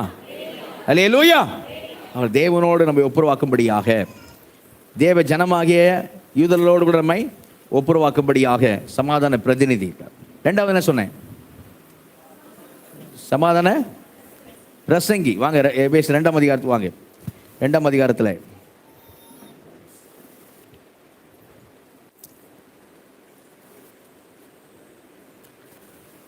16ஆம் வசனம் வாசிக்கும். 16 வாசிக்கும் போல. பகையை சிலுவையினால் கொன்று அதனாலே இரு திறத்தாரையும் ஒரே சரீரமாக தேவனுக்கு ஒப்புரவாக்கினார். அல்லேலூயா. 2 பேரை ஒரே சரீரமாக தேவனுக்கு ஒப்புரவாக்கினார்னு வாசிக்கிறோம். அடுத்த வசனம் வாசிங்க. அல்லாமலும் அவர் வந்து தூரமாயிருந்த உங்களுக்கும் சமீபமாயிருந்த அவர்களுக்கும் சமாதானத்தை சுவிசேஷமாக அறிவித்தார். அல்லேலூயா. சமாதானத்தை சுவிசேஷமாக அறிவித்தார். சமாதானத்தை சுவிசேஷமாக அறிவித்தார். சரியா? கவனிங்க. அப்படின்னா அறிவித்தார், சுவிசேஷமாக அறிவித்தார் அப்படி பார்க்குறோம். அப்படின்னா சமாதானத்தை அறிவித்தார், சமாதானத்தை பிரசங்கித்தார். நல்ல கரங்கு தலையில சொல்லுவோமா? உச்சமாலையிலே சொல்லுவோமா? அல்லேலூயா. எதை பிரசங்கித்தார்? சமாதானத்தை பிரசங்கித்தார் அப்படின்னு சொல்லி பார்க்கலாம். கவனிங்க, இதில் ஒரு கேள்வி வருது. நாம தேவனிடத்திலிருந்து பிரிந்திருந்தோம். எதனால? பாவத்தினால. ஆனால் அவங்களை என்னன்னு சொல்லப்பட்டது? அவர்கள் தேவ ஜனம் என்று அழைக்கப்பட்டார்கள். எல்லாம் அவர்களுடையதேன்னு வாசித்தோம். தேவன் சொன்னார், இவர்கள் என்னுடையவர்கள், இவர்கள் என் துதியை சொல்லி வருவார்கள் சொன்னார். சரியா? அப்போ ஏன் கேள்வி கவனிங்க, ஏன் தேவ ஜனம் என்று அழைக்கப்படுகிற அவர்களுக்கு சேர்த்து ஏன் அவர் சுவிசேஷம் அறிவிக்க வேண்டும்? ஏன் அவங்களுக்கு சேர்த்து? அந்த வசனம் எப்படி சொல்லுது பாருங்க. அல்லாமலும் அவர் வந்து தூரமாக இருந்த உங்களுக்கும், அது நமக்கு புரியுது, புறஜாதி நம்ம தூரமாக இருந்தோம், நமக்கு சுவிசேஷம் அறிவித்த ஓகே. ஆனால் கிட்டே இருந்த சமயமாக இருந்த அவர்களுக்கும் அவர் சமாதானத்தை சுவிசேஷமாக அறிவித்தார்னு வாசிக்கிறோம். ஏன் அவங்களுக்கு அப்படின்னு ஒரு கேள்வி கேட்டோம்னா பாருங்க, எல்லாம் அவங்களுக்கு இருந்துச்சு. வாக்குத்தத்தம் இருந்தது, உடன்படிக்கை இருந்தது, நியாயப்பிரமாணம் இருந்தது. சரியா? எல்லா காரியமும், ஆராதனை முறைமைகள் இருந்தது, ஆராதனை காரியங்கள் இருந்தது, எல்லாம் இருந்துச்சு. ஆனாலும் அவர்கள் எப்படி தான் தெரியுமா? ரோமர் 2ஆம் அதிகாரத்துக்கு வந்தீங்கன்னா, ரோமர் 2ஆம் அதிகாரத்துக்கு வாங்க. ரோமர் 2ஆம் அதிகாரத்தில் 12ஆம் வசனம் வாசிங்க. எவர்கள் நியாயப்பிரமாணம் இல்லாமல் பாவம் செய்கிறார்களோ அவர்கள் நியாயப்பிரமாணம் இல்லாமல் கெட்டு போவார்கள். எவர்கள் நியாயப்பிரமாணத்துக்கு உட்பட்டவர்களாய் பாவம் செய்கிறார்களோ அவர்கள் நியாயப்பிரமாணத்தினாலே ஆக்கினை தீர்ப்பு அடைவார்கள். அப்போ இங்க என்ன சொல்லப்படுது? அவங்க நியாயப்பிரமாணம் இல்லாமல் பாவம் செய்கிறவர்கள் நியாயப்பிரமாணம் இல்லாமல் கெட்டு போவாங்க. நியாயப்பிரமாணம் உட்பட்டவர்களாக பாவம் செய்கிற நியாயப்பிரமாணத்தின் ஆக்கினை தீர்ப்பு அடைவார்கள். அவங்க எப்படி இருந்தாங்க அப்படின்னு சொல்லி பார்த்தீங்கன்னா, நீங்கள் ரோமர் 3ஆம் அதிகாரத்துக்கு திருப்பி கொள்ளுங்க. ரோமர் 3ஆம் அதிகாரத்தில் பார்த்தீங்கன்னா என்னதான் சொல்லப்பட்டிருக்கு அப்படின்னு சொன்னால், அவங்களும் யாரும் சரியில்லை. நீங்கள் அதில் வாசிங்க, 10ஆம் வசனத்தில் வாசிங்க. 10ஆம் வசனத்தில் இருக்கு, அந்தபடியே நீதிமான் ஒருவனாகிலும் இல்லை, உணர்வுள்ளவன் இல்லை, தேவனை தேடுகிறவன் இல்லை, எல்லாரும் வழி தப்பி ஏகமாய் கெட்டு போனார்கள், நன்மை செய்கிறவன் இல்லை, ஒருவனாகிலும் இல்லை. நன்மை செய்கிறவன் இல்லை, ஒருவனாகிலும் இல்லை. இப்போ நீங்க 23ஆம் வசனம் வாசிங்க. எல்லாரும் பாவம் செய்து தேவ மகிமை, எல்லாரும் பாவம் செய்து, அவங்களும் சேர்த்தான், எல்லாரும் பாவம் செய்து தேவ மகிமையற்றவர்களாய் போனோம். அவங்களுக்கு எல்லாம் இருந்தவங்க என்னதான் பண்ணாங்க? அவங்க என்னதான் பண்ணாங்க? பாவம் தான் பண்ணாங்க. அவங்க எப்படிப்பட்ட மனுஷங்களா இருந்தாங்க தெரியுமா? பவுல் தன்னை பிடிச்சி சொல்லுமா சொல்றாருல ரோமர் 7ல், லாஸ்ட் சொல்றாங்க. ரோமர் 7:24 வாசிங்க. ரோமர் 7:24. நிர்பந்தமான மனுஷன் நான், இந்த மரண சரீரத்தினின்று யார் என்னை விடுதலை? நிர்பந்தமான மனுஷர்களா இருந்தாங்க. யார் எங்களை விடுதலை ஆக்குவார்கள் அப்படி இருந்தாங்க. ஏன்னா அவங்க அப்படிதான் அவங்களுடைய வாழ்க்கை இருந்துச்சு. அடுத்த வசனம் வாசிங்க. அடுத்த வசனம் வாசிங்க. நம்முடைய கர்த்தராகிய இயேசு கிறிஸ்து மூலமாய் தேவனை ஸ்தோத்திரிக்கிறேன். ஆதலால் நானே என் மனதினாலே தேவனுடைய நியாயப்பிரமாணத்துக்கும் மாம்சத்தினாலேயோ பாவ பிரமாணத்துக்கும் ஊழியம் செய்கிறேன். நானே மனதினால நியாயப்பிரமாணம், ஆனா மாம்சத்துல பாவ பிரமாணத்துக்கு என்ன செய்கிறேன்? ஊழியம் செய்கிறேன். இதான் அவங்க நிலைமை. இதான் அவங்க நிலைமை. நிர்பந்தமான ஒரு நிலைமை. நிர்பந்த நிலையில் அவர்கள் இருந்தார்கள். நிர்பந்த நிலை நமக்கு எப்படி தெரியும்? அவங்க கவனிங்க, இங்கே இந்த வசனம்லாம் பார்க்குறோம். எல்லாரும் பாவம் செய்ய தெய்வ மையம் வச்சு சொல்லாங்க. பவுல் நீங்கள் எபேஸ் நிருபத்துக்கு வந்தீங்கன்னா அங்கே பவுல் பேசும்போது அந்த நிருபத்தில் சொல்கிற காரியத்தை பாருங்கள். எபேஸ் நிருபத்தில் 2ஆம் அதிகாரத்தில் எப்படி பேசுகிறாரு? 1ஆம் வசனம் வாசிங்க. 1வது வசனம். அக்கிரமங்களினாலும் பாவங்களினாலும் மரித்தவர்களாய் இருந்த உங்களை உயிர்ப்பித்தார். உங்களை உயிர்ப்பித்தார். இப்போ 13ஆம் வசனம் வாசிங்க. 13ஆம் வசனம். முன்னே தூரமாயிருந்த நீங்கள் எப்படி பேசுறாரு? நீங்கள் என்ன வார்த்தை யூஸ் பண்றாரு? நீங்கள். 11ஆம் வசனம் முடிவில் பாருங்க. விருத்த சேதனம் இல்லாத எனப்பட்ட நீங்கள் முன்னே தூரமாயிருந்த நீங்கள். அந்த சமாதானம் பண்ணாருன்னு சொல்ற 17ஆம் வசனம் பாருங்க. அல்லாமல் அவர் தூரமாயிருந்த உங்களுக்கும். சரியா? நீங்கள். இப்ப அவரை பத்தி சொல்லும் போது என்ன சொல்றாரு? அவரை பத்தி சொல்லும் போது 2ஆம் வசனம் பாருங்க. அவைகளில் நீங்கள் முற்காலத்திலே இவ்வுலக வழக்கத்திற்கு ஏற்றபடியாக. என்னன்னு பேசுறாரு? நீங்கள். எல்லாம் கவனிங்க, எப்படி பிரிச்சு பேசுறாரு? நீங்க உலக வழக்கத்துக்கு ஏற்றபடி என்ன செஞ்சீங்க? நீங்க நடந்து வந்தீங்க. பிசாசின்படி என்ன செஞ்சீங்க? நீங்க நடந்தீங்க அப்படின்லாம் சொல்றாரு. சரியா? ஆனா 3ஆம் வசனம் வரும்போது எப்படி பேசுறாரு? அவர்களுக்குள்ளே நாம் எல்லாரும். நல்லா கவனிச்சிங்களா? 2ஆம் வசனம் உன்னிப்பா கவனிக்கணும். இதெல்லாம் 2ஆம் வசனம் பேசும்போது சாத்தானின் பிள்ளைகளாக நீங்கள் இருந்தீர்கள், புறஜாதிகள். நீங்கள் இந்த உலகத்தில் கீழ்ப்படியாவின் பிள்ளைகளும், இந்த உலகத்தில் கிரீசு அதிகார ஆவிக்கேற்றபடியாக நீங்கள் புறஜாதிகள் நீங்கள் நடந்து வந்தீங்க. நாங்கன்னு சொல்லல, நம்ம எல்லாரும் சொல்லல. ஏன்னா அவர் தேவ ஜனமா இருக்கிறார். யூதர்கள் தேவ ஜனமா இருந்தாங்க. அவர் உண்மை தேவனை ஆராதிக்கிறதா இருந்தாங்க. அதனால அந்த வசனம் பேசும்போது அவர் என்ன சொல்லலன்னு சொன்னா நம்ம எல்லாரும் அப்படின்ற வார்த்தை யூஸ் பண்ணல. நம்ம எல்லாரும் வார்த்தை யூஸ் பண்ணல. நீங்க பிசாசு அடிமையில இருந்தீங்க, நீங்க அவன் ஆசையின்படி நடந்தீங்க, நீங்க கீழ்ப்படியாவின் பிள்ளைகளா இருந்தீங்க, நீங்க புறஜாதிகளா, நீங்க தூரமா இருந்த நீங்க அப்படி பேசுறாரு. ஆனா அடுத்த வசனம் 3ஆம் வசனம் வரும்போது அவர்களுக்குள்ளே நாம் எல்லாரும். அல்லேலூயா, அல்லேலூயா. மாம்ச மனச விரும்பின செய்யற காரியம் வரும்போது என்ன சொல்றாரு? நாங்களும் தான்ப்பா. பிரமாணம்லாம் எங்களுக்கு இருந்துச்சுப்பா. நீதி உள்ள பிரமாணங்கள்லாம் எங்களுக்கு இருந்துச்சு. இத்தனை நீதி உள்ள பிரமாணங்களை பெற்ற வேற பெரிய ஜாதி எதுவும் இல்ல. தொழுது கொள்ளும் போதெல்லாம் தேவனை சமீபமா பெற்ற வேற பெரிய ஜாதியே இல்ல. நாங்க உண்மை தேவனை தான் ஆராதிச்சோம். உண்மையான நீதியான பிரமாணங்கள் எங்கிட்ட இருந்துச்சு. ஆனா அதன்படி நாங்க நடக்கல. நாங்களும் உங்களை மாதிரிதான் மனசு மாம்ச விரும்பினைகளை என்ன செய்தோம்? செய்து வந்தோம். அதனால பேசும்போது சொல்றாங்க அவர்களுக்குள்ளே நாம் எல்லாரும். அல்லேலூயா. அவர்களுக்குள்ள அந்த அவர் பிரிச்சு பேச புறஜாதின்னு பேசும்போது மட்டும் நீங்க உங்களுக்கு அப்படி பேசுறாரு. ஆனா யூதர்களை சேர்த்து பேசும்போது எப்படி பேசுறாரு? நாம் எல்லாரும். இங்க அவர் சபைக்கு மட்டும் அப்படி சொல்றது இல்லை. எபேசு சபைக்கு மட்டும் பேசும்போது அப்படி சொல்ற காரியம் இல்லை. சரியா? ஒரு இண்டிவிஜுவல் தனிப்பட்ட ஒரு நபருக்கு அவர் பேசுகிற காரியமாக இருந்தாலும் கூட, தனிப்பட்ட நபருக்கு பேசுகிற காரியமாக இருந்தால் கூட, நீங்கள் கலாத்திய நிருபத்துக்கு வந்தீங்கன்னா அங்கே ஒருத்தரை பற்றி போட்டிருக்கு. கலாத்திய நிருபத்தில் 2ஆம் அதிகாரத்தில், கலாத்திய 2ஆம் அதிகாரம் 2ஆம் வசனம் 3ஆம் வசனம். நான் தேவ அறிவிப்பினாலே போய் புறஜாதிகளிடத்தில் நான் முதல் வசனம் 14 வருஷம் சென்ற பின்பு 14 வருஷம் சென்ற பின்பு நான் தீத்துவை கூட்டிக் கொண்டு பர்னபாவுடனே கூட மறுபடியும் எருசலேமுக்கு. யாரை கூட்டிக் கொண்டு போனார்னு சொல்றாரு? பர்னபா. தீத்துவை பர்னபாவோட கூட்டு போனான்றாரு. 3ஆம் வசனம் வாசிங்க. இப்போ நான் தேவ அறிவிப்பினாலே போய். 3ஆம் வசனம். ஆனாலும் என்னுடனே கூட இருந்த தீத்து கிரேக்கனா இருந்தும் விருத்த சேதனம் பண்ணிக்கொள்ளும்படிக்கு கட்டாயம் பண்ணப்படவில்லை. என்னோட கூட இருந்த தீத்து யாரா இருந்தான்? சொல்லுங்க, யாரா இருந்தான்? அப்படின்னா புறஜாதியா இருந்தான். யூதன் அல்ல, கிரேக்கன். புறஜாதியா இருந்தும் நான் என்ன செய்யல, அவனை விருத்த சேதனம் பண்ணணும்னு சொல்லலை அப்படி சொல்றாரு. இப்போ அந்த தீத்துக்கு நிருபம் எழுதும் பொழுது எப்படி எழுதுறாரு பாருங்க. தீத்துக்கு, புறஜாதியாகிய தீத்துக்கு, சரியா, புறஜாதியான தீத்துக்கு நிருபம் எழுதும் பொழுது அவர் எப்படி எழுதுறார் அப்படின்னு சொன்னால், தீத்து 3ஆம் அதிகாரத்துக்கு வாங்க. 3ஆம் வசனம் 4ஆம் வசனம் வாசிங்க. தீத்து 3ஆம் அதிகாரம் 3ஆம் வசனம் 4ஆம் வசனம். ஏனெனில் முற்காலத்திலே நாமும் புத்தியினரும் கீழ்ப்படியாதவர்களும் வழிதப்பி நடக்கிறவர்களும் பலவித இச்சைகளுக்கும் இன்பங்களுக்கும் அடிமைப்பட்டவர்களும் துர்க்குணத்தோடும் பொறாமையோடும் ஜீவனம் பண்ணுகிறவர்களும். எப்படி ஆரம்பிச்சாரு?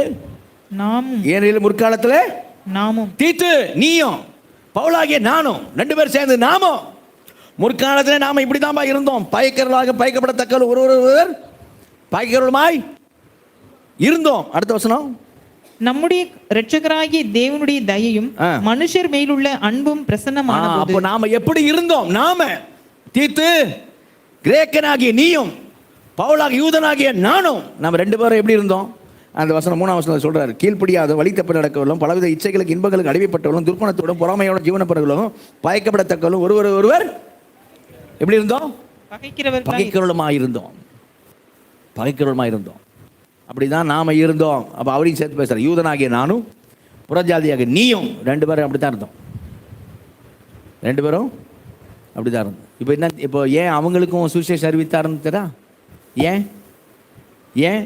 ஏன்னா அவர் வந்து தூரமாக இருந்த புறஜாதி, தூரமாக இருந்த உங்களுக்கும் சமீபமாக இருந்த அவர்களுக்கும் சமாதானத்தை சுவிசேஷமாக அறிவித்தார்.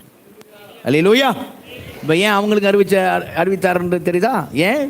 கண்டிப்பாக அவங்களும் எப்படி தான் இருந்தாங்க? நம்மளை மாதிரி தான். அவங்களும் நம்மளை மாதிரி தான் இருந்தாங்க.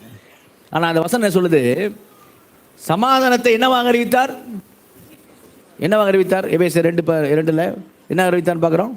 சுவிசேஷமாக அறிவித்தார். அல்லேலூயா. 2:17 சொல்லுது. 2:17 2ஆம் அதிகாரம் 17 வசனம் சுவிசேஷமாக அறிவித்தார். அப்போ சுவிசேஷமாக சமாதானத்தை அறிவிக்கணும் அப்படின்னு சொல்லுவாங்க. சமாதான பிரசங்கி. சுவிசேஷம் என்று ஒன்று உண்டாக வேண்டும். நல்ல கரங்க சொல்லுவோமா? சுவிசேஷம் உண்டானாதான் என்ன பண்ண முடியாது? அறிவிக்க முடியும். சமாதானத்தை சுவிசேஷமாக அறிவித்தார். எதை அறிவித்தார்? எதை சுவிசேஷமாக அறிவித்தார்? சுவிசேஷம் என்ன அர்த்தம்? நல்ல செய்தி. சுவிசேஷம் என்னது? நல்ல செய்தி. சரியா? சமாதானத்தை நல்ல செய்தியாக அறிவித்தார். அல்லேலூயா. சமாதானத்தை பிரசங்கித்தார். அல்லேலூயா. அப்ப சமாதானத்தை பிரசங்கித்தார் அப்படின்னா உண்மையிலே சமாதானம் உண்டாயிருந்தா தான் அவர் எதை பிரசங்கிக்க முடியும்? சமாதானத்தை பிரசங்கிக்க முடியும். அல்லேலூயா. அல்லேலூயா. அப்ப சமாதானத்தை பிரசங்கித்தார் அப்படின்னு சொல்லி நம்ம பார்க்கிறோம். சரியா? அப்போ சமாதான பிரசங்கியாக சமீபமாக இருந்த நமக்கும் தூரமாக இருந்த அவர்களுக்கும் என்ன பண்ணாரு? என்ன செய்தாரு? சமாதானத்தை அறிவித்தார். சுவிசேஷமாக அறிவித்தார். அப்போ இந்த சுவிசேஷம் எப்படி உண்டானது? கவனிங்க. சுவிசேஷம் எப்படி உண்டானது? சமாதானம் எப்படி உண்டானது? அது ரொம்ப முக்கியம். சமாதானம் எப்படி உண்டானது? இப்போ 2 கூட்டமும் அவர்களும் சரி நாமும் சரி 2 பேரும் தேவனை விட்டு பிரிந்திருக்கிறோம். முதல்ல யாரோட அவர் ஒப்புரவாக்கணும்? நம்ம 2 கூட்டத்தையும் நம்மையும் அவங்களையும் யாரோட ஒப்புரவாக்கணும்? தேவனோட என்ன செய்யணும்? ஒப்புரவாக்கணும். அல்லேலூயா. அப்போ தேவனோட ஒப்புரவாக்க சமாதான சுவிசேஷமான செய்யணும், அறிவிக்கணும். தேவனோட ஒப்புரவாக்கணும்னு சொன்னால் தேவனுக்கு நமக்குள்ள பிரச்சனை என்ன? எது நமக்கும் தேவனுக்கும் பிரிவினை உண்டாக்கி இருக்குது? நம்முடைய பாவங்கள். அப்போ பாவத்தோட எல்லாருக்கும் முக்கியமானது சொல்றது, பாவத்தோடு பாவிகளாக இருக்கிற நம்மளை அப்படியே பாவத்தோடு பாவியாகவே கொண்டு போய் பரிசுத்தமுள்ள தேவனோடு என்ன செய்ய முடியாது? ஒப்புரவாக்க முடியாது. இப்போ நான் சொல்ல போகிற வார்த்தைகள் ரொம்ப முக்கியம். நல்லா கவனிங்க தயவுசெய்து. சரிங்களா? நல்லா கவனிங்க தயவுசெய்து. பாவத்தோடு நம்மளை கொண்டு போய் தேவனோடு என்ன செய்ய ஒப்புரவாக்க முடியாது. அப்படின்னா சரிங்க, இது பிரசங்கப்படுகிற இந்த சத்தியம் எல்லாம் ப்ரொஃபவுண்ட் ட்ரூத், ஆழ்ந்த சத்தியங்கள். நான் யோசிப்பேன் பிரசங்கம் ரெடி பண்ணும்போது, ஆண்டவருக்கு நன்றி சொல்லுவேன். பிரசங்கத்தில் எத்தனை பேர் நீங்கள் ஒரு மாதிரி கிறக்கத்தில் கேட்குறீங்களோ உறக்கத்தில் கேட்குறீங்களோ? சரியா? ஆனால் உண்மையிலே இந்த பிரசங்கம்லாம் எனக்கு பிரயோஜனமாக இருக்குது. என்னுடைய ஆவிக்குரிய வாழ்க்கைக்கு எனக்கு பிரயோஜனமாக இருக்குது. அதுக்கு நான் ஆண்டவருக்கு நன்றி சொல்கிறேன். அதே போல் ஏன் இந்த யூடியூப்பில் ரெக்கார்ட் ஆகுதுன்னா உங்களுக்காக இல்லை, பின்னாடி வரப்போகிற சந்ததியே அது கேட்டு பயனடையட்டும்னு தான் நடக்குது. ஆனால் இன்றைக்கி நீங்கள் கிறக்கத்துலேயும் உறக்கத்துலேயும் நீங்கள் கேட்குறதெல்லாம் பார்க்கும்போது எனக்கு கஷ்டமாக தான் இருக்குது. சரியா? என்னடா இந்த மாதிரி ஆழ்ந்த சத்தியங்கள் சொல்லப்படுது, ஆனால் ஜனத்துக்கு இதை பற்றி ஒரு அருமையே தெரியலையே, இதோடைய சுவையே தெரில, அருமையே தெரியாமல் ஏதோ கனவுக்கு வந்து உட்கார்ந்த மாதிரி, சரியா கண்ணை இருக்கிட்டு கேட்டு முடிஞ்சுதா சோத்திரம் அப்படின்ட்டு போகிற மாதிரி. சரியா? மோசமான நிலைமை. சரியா? சரி கவனிங்க. அப்போ இந்த காரியம் எப்படி அவர் சமாதானத்தை உண்டாக்கினார் அப்படிங்கிறது முக்கியம். பாவிகளாகவே நம்மளை கொண்டு போய் தேவனோட என்ன செய்ய முடியாது? ஒப்புரவாக்க முடியாது. அதே நேரம் கவனிங்க, அதே நேரம் தேவனுக்கு பாவத்து மேலே இருக்கிற கோபம், அவர் நீதி உள்ள நியாயாதிபதி. அல்லேலூயா. அப்போ பாவத்தை கண்டிப்பாக தண்டித்தே ஆக வேண்டும். தேவன் பாவத்தை ஓவர் கம் பண்ண முடியாது, பரவாயில்ல அப்படின்னு சொல்ல முடியாது. பாவத்துக்கு அவர் தண்டனை கொடுத்தே ஆக வேண்டும்.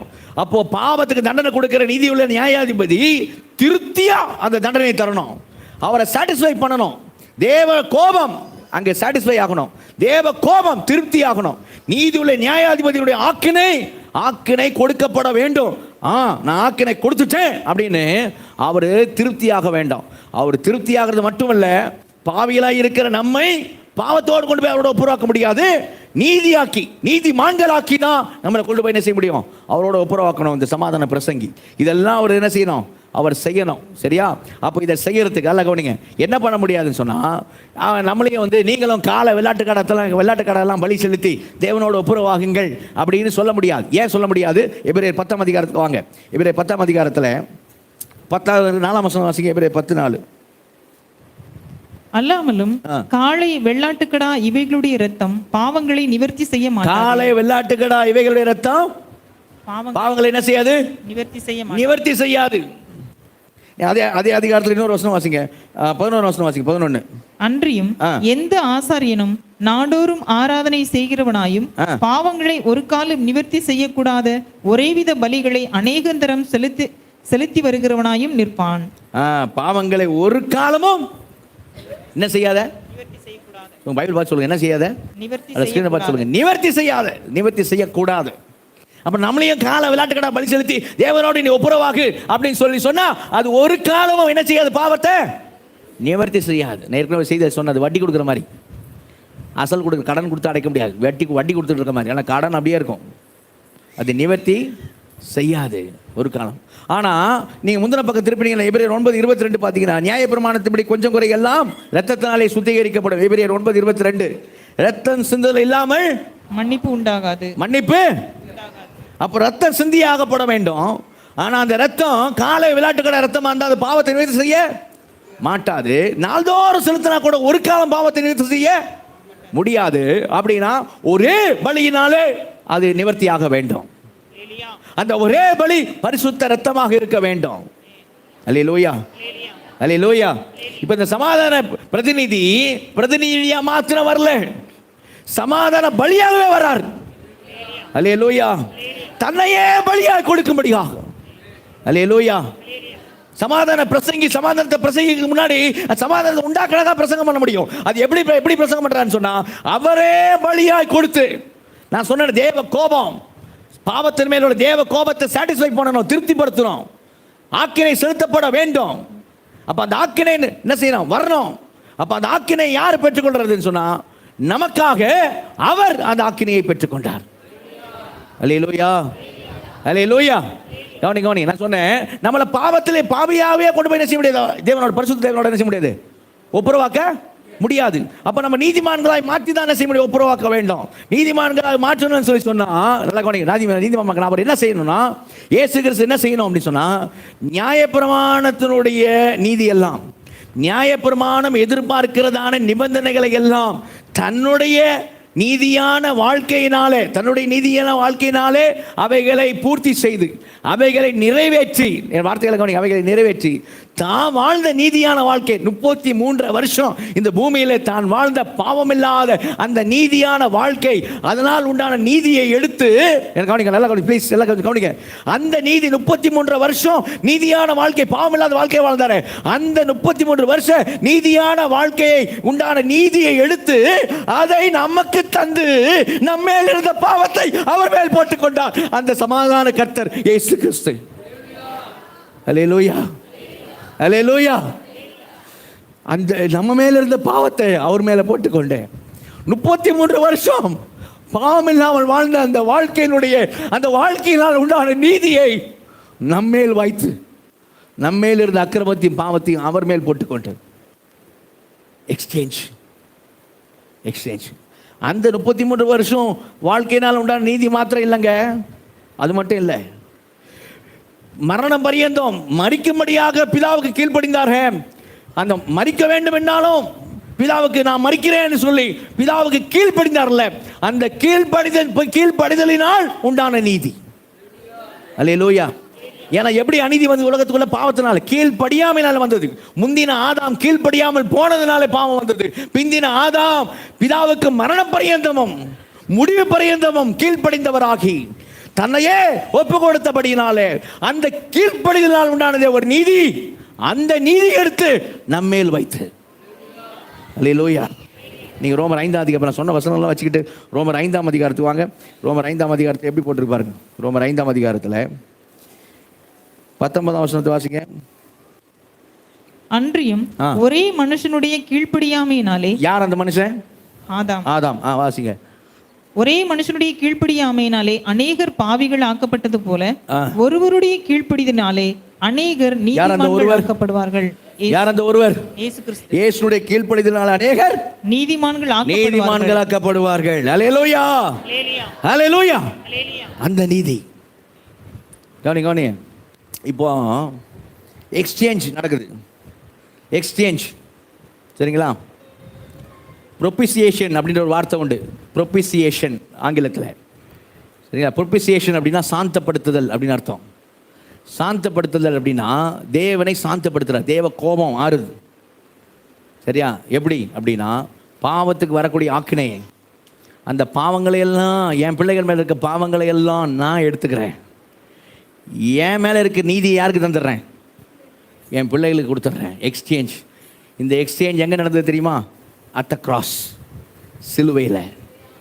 அல்லேலூயா, அல்லேலூயா. சிலுவை நடந்தது. 2 கொரிந்தியர் 5ஆம் அதிகாரம் 21ஆம் வசனம் வாசிக்க. 2 கொரிந்தியர் 5:21. 2 கொரிந்தியர் 5:21. நாம் அவருக்குள் தேவனுடைய நீதியாகும்படி, நாம் அவருக்குள் தேவனுடைய நீதியாகும்படிக்கு பாவம் அறியாத அவரை, அவரை யாரு? இயேசுவை நமக்காக பாவமாக்கினார். இயேசு நமக்காக என்ன ஆனார்? பாவமாக்கப்பட்டார். நாம் எது மாறும்படிக்கு? தேவனுக்குள்ள நீதியாகும்படிக்கு. அல்லேலூயா, அல்லேலூயா. பாருங்க, நாம நீதியாகும்படிக்கு, நாமே நீதியாகும்படிக்கு அவர் நமக்காக என்ன ஆயிட்டாரு? பாவம் பண்ணார்.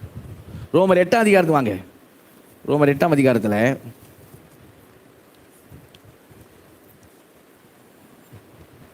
3ஆம் வசனம் வாசிங்க. அதெப்படி எனில் மாம்சத்தினாலே பலவீனமாய் இருந்த நியாயப்பிரமாணம் செய்யக்கூடாததை தேவனே செய்யும்படிக்கு தம்முடைய குமாரனை பாவ மாம்சத்தின் சாயலாக, நம்முடைய குமாரனை என்னன்னு?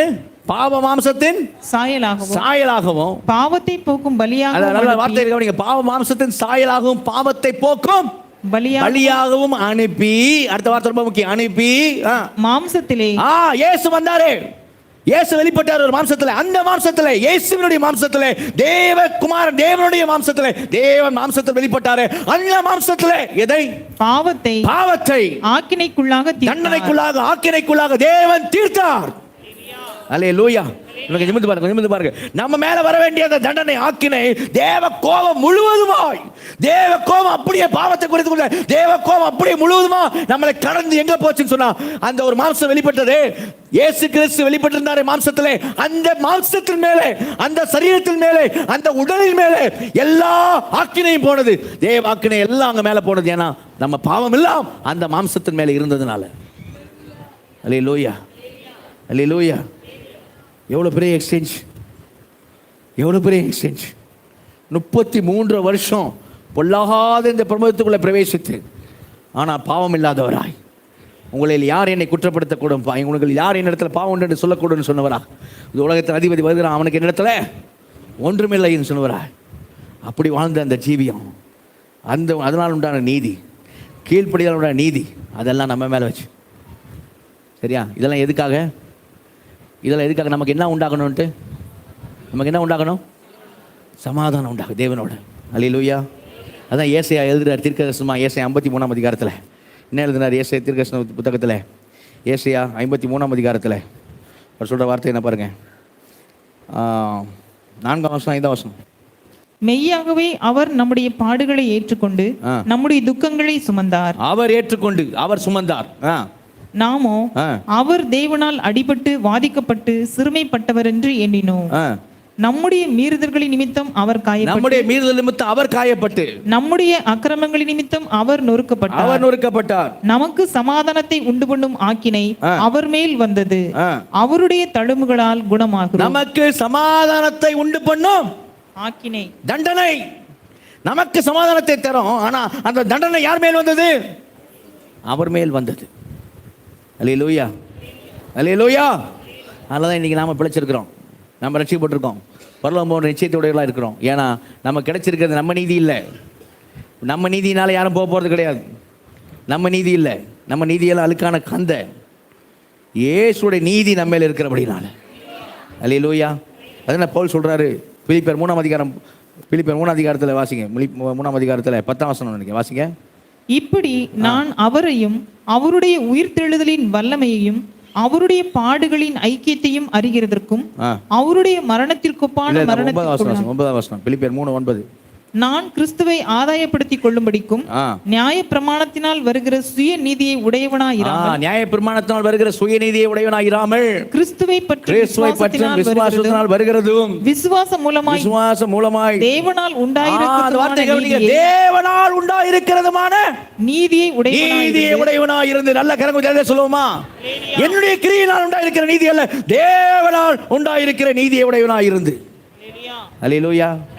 அப்ப எனக்கு நீதி யாரால உண்டாயிருக்கிறது? வித்தியாசமே இல்லை. விசுவாசிக்கிற எவர்கள் மேலும் அது பலிக்கும். அல்லேலூயா. தேவனால் உண்டாயிருக்கிற நீதி. அதனால பேதுரு அங்க எழுதும்போது எழுதுகிறார். 2 பேதுரு 1ஆம் அதிகாரத்துக்கு வாங்க. 2 பேதுரு 1ஆம் அதிகாரத்துல எப்படிப்பட்ட நீதி, எப்படிப்பட்ட காரியம் சொல்றாரு. 2 பேதுரு 1ஆம் அதிகாரம் 1ஆம் வசனம் வாசிங்க. 2 பேதுரு 1ஆம் அதிகாரம் 1ஆம் வசனம். நம்முடைய தேவனும் இரட்சகருமாய் இருக்கிற இயேசு கிறிஸ்துனுடைய நீதியால், வார்த்தை கவனிச்சீங்களா? நம்முடைய தேவனும் இரட்சகருமாய் இருக்கிற இயேசு கிறிஸ்துனுடைய நீதியால், இயேசு கிறிஸ்துனுடைய நீதியால் எங்களை போல் அருமையான விசுவாசத்தை பெற்றவர்களுக்கு. அல்லேலூயா. யாருடைய நீதியால விசுவாசம் பெற்றிருக்கிறோம்? யாருடைய நீதியால? இயேசுடைய நீதியால. அதனால விசுவாசத்தினால் நீதிமான் விளைப்பான். என்னுடைய கிரியினால் அல்ல. யாரோடது? இயேசுடைய நீதியினால் நான் நீதி பெற்றது. தேவனுக்குள்ளே நான் நீதியாகும்படிக்கு அவர் எனக்காய் பாவமானார். அல்லேலூயா. அது மட்டும் இல்லைங்க, அந்த நியாய பிரமாணத்தினால் வரக்கூடிய சாபங்கள் எல்லாம் நமக்கு வராதபடி, சரியா? நியாய பிரமாணத்தில் வரக்கூடிய சாபங்கள்லாம் நமக்கு வராதபடிக்கு கலாத்தியர் 3:13 சொல்லுது, எழுதியிருக்கிறபடி. கலாத்தியர் 3:13 எழுதியிருக்கிறபடி, மரத்தில் தூக்கப்பட்ட எவனும் சபிக்கப்பட்டவன் எழுதியிருக்கிறபடி, நியாயப்பிரமாண சாபத்துக்கு நம்மை நீங்களாக்கி மீட்கும்படியா கிறிஸ்து இயேசு நம்மை நீங்களாக்கி என்ன செய்தாரு? மீட்டு கொண்ட. வசனம் பாருங்க. மரத்தில் தூக்கப்பட்ட எவனும் சபிக்கப்பட்ட எழுதியிருக்கிறபடி கிறிஸ்து நமக்காக சாபமாகி, கிறிஸ்து நமக்காக சாபமாகி, சமாதான பிரதிநிதி, சமாதான பிரசங்கி நமக்காக என்னானாரு? பாவமானார், நமக்காய் சாபமானார், சாபமாக்கி நியாயப்பிரமாணத்தின் சாபத்திற்கு நம்மை நீங்களாக்கி மீட்டு கொண்டார். நல்ல கரங்க தலையில சொல்லுவோமா? சொல்லுவோமா? அல்லேலூயா. எவ்வளவு நம்ம இயேசுவுக்கு நன்றி சொல்லணும் தெரியுமா? எவ்வளவு இயேசு நன்றி சொல்லணும். போன வாரம் செயல் சொன்னேன். எனக்கு பாருங்களுக்கு வேறுங்களேன், நீங்கள் எப்படி கற்பனை பண்ணி பார்க்குறீங்கன்னு தெரியல. பிதா இங்கே இருக்கிறான்னு வச்சுக்கலேன், நம்மள கற்பனை பண்ணி பிதா இங்கே இருக்கான்னு வச்சுக்கலேன். நம்ம எவ்வளோ 8 தூரம் இந்த 8 இருந்தோம். நம்ம கிட்ட வர்றதுக்கு கிட்ட இருந்த மடியில் இருந்த ஒருத்தர் தூரம் போயிட்டார். சரியா? நம்ம 8 இருந்து நாம கிட்ட வர்றதுக்கு மடியில் இருந்த ஒருத்தர் தூரம் போயிட்டார். சரியா? நம்ம இங்கே பார்க்குறோமே இல்லையோ, அங்கே பார்க்கணும். அவரை பார்த்து என்ன செய்யணும்? நன்றி சொல்லணும். அவர் தூரம் போகலன்னு சொன்னான், அவர் பிரிந்து வரலன்னு சொல்லி சொன்னான், அவர் மாம்சத்தில் வெளிப்படலைன்னு சொல்லி சொன்னான், அவர் சிலுவையில் அடிக்கப்படலைன்னு சொல்லி சொன்னான், நம்ம கிட்ட போயிருக்க முடியாது. அல்லேலூயா. ஆனால் அதை எப்படி வாசிக்கிறேன்? எபேசியர் 2ஆம் அதிகாரத்தில் வாசித்த வசனங்கள் எப்படி வாசிக்கிறோம்? பகையை சிலுவையினாலே கொன்று. எந்த சிலுவை இயேசுவை கொலை செய்ததோ அதே சிலுவையிலே இயேசு பகையை கொலை செய்தார். நல்ல கரமத்தை அல்லேலூயா சொல்லுங்க. எந்த சிலுவை இயேசுவை கொன்றதோ அதே சிலுவையில இயேசு நமக்கும் தேவனுக்கு இருந்த பகையை, நமக்கு யூதர்களுக்கு இருந்த பகையை கொன்றார். அல்லேலூயா. அதனால சமாதானத்தை சுசேஷமாய் பிரசங்கித்தார். அல்லேலூயா. எபேசு பட்டணத்தில் எபேசு சபைக்கு சொல்றாரு, சுசேஷமாக அறிவித்தார். இப்போ எபேசு இயேசு வந்து அறிவிக்கலையே. எபேசு பட்டணத்தில் இயேசு வந்து அறிவிக்கலையே. இயேசுடைய அப்போஸ்தலர் யாரு? பவுல். சரி, அறிவிக்கிறார். அப்போ யாரெல்லாம் சுவிசேஷம் அறிவிக்கிறார்களோ, அதனால் இயேசு சொல்லமா சொன்னார், நீங்கள் போய் சகல ஜாதி என்ன பண்ணுங்க? சீஷராக்குங்க. சரியா? உலகத்தை முடிவு பண்ண சகல நாட்களிலும் உங்களோட இருக்கிறேன். அப்போ நம்ம அறிவிக்கிறோம் அப்படின்னா எப்படி தான் அது கணக்கில் ஏற்படுதுன்னா, இயேசுவே அறிவிக்கிறார். அல்லேலூயா. அல்லேலூயா. இயேசுவே அறிவிக்கிறார். நான் சொன்னேனே, சாந்தப்படுத்துதல். இன்னொரு வார்த்தை எக்ஸ்பியேஷன் அப்படின்ற வார்த்தை. எக்ஸ்பியேஷன் அப்படின்னா பரிகாரம், அட்டோன்மெண்ட், பாவ நிவர்த்தி செய்தல். இம்ப்யூட்டேஷன், அவருடைய நீதி நம்ம கணக்கில் வைக்கப்படுதல். சப்ஸ்டிடியூஷன், நமக்கு பதிலாக அவர் மரிக்கிறார். இதெல்லாம் இங்கிலீஷ் வார்த்தைலாம் ரொம்ப முக்கியம். இந்த வார்த்தைலாம் ஏன்னா இதெல்லாம் நான் சத்தியத்தை சொல்கிற வார்த்தைகள். அட்டோன்மெண்ட் பரிகாரம், எக்ஸ்பியேஷன் பாவ நிவர்த்தி, சப்ஸ்டிடியூஷன் நமக்கு பதிலாக, சரியா?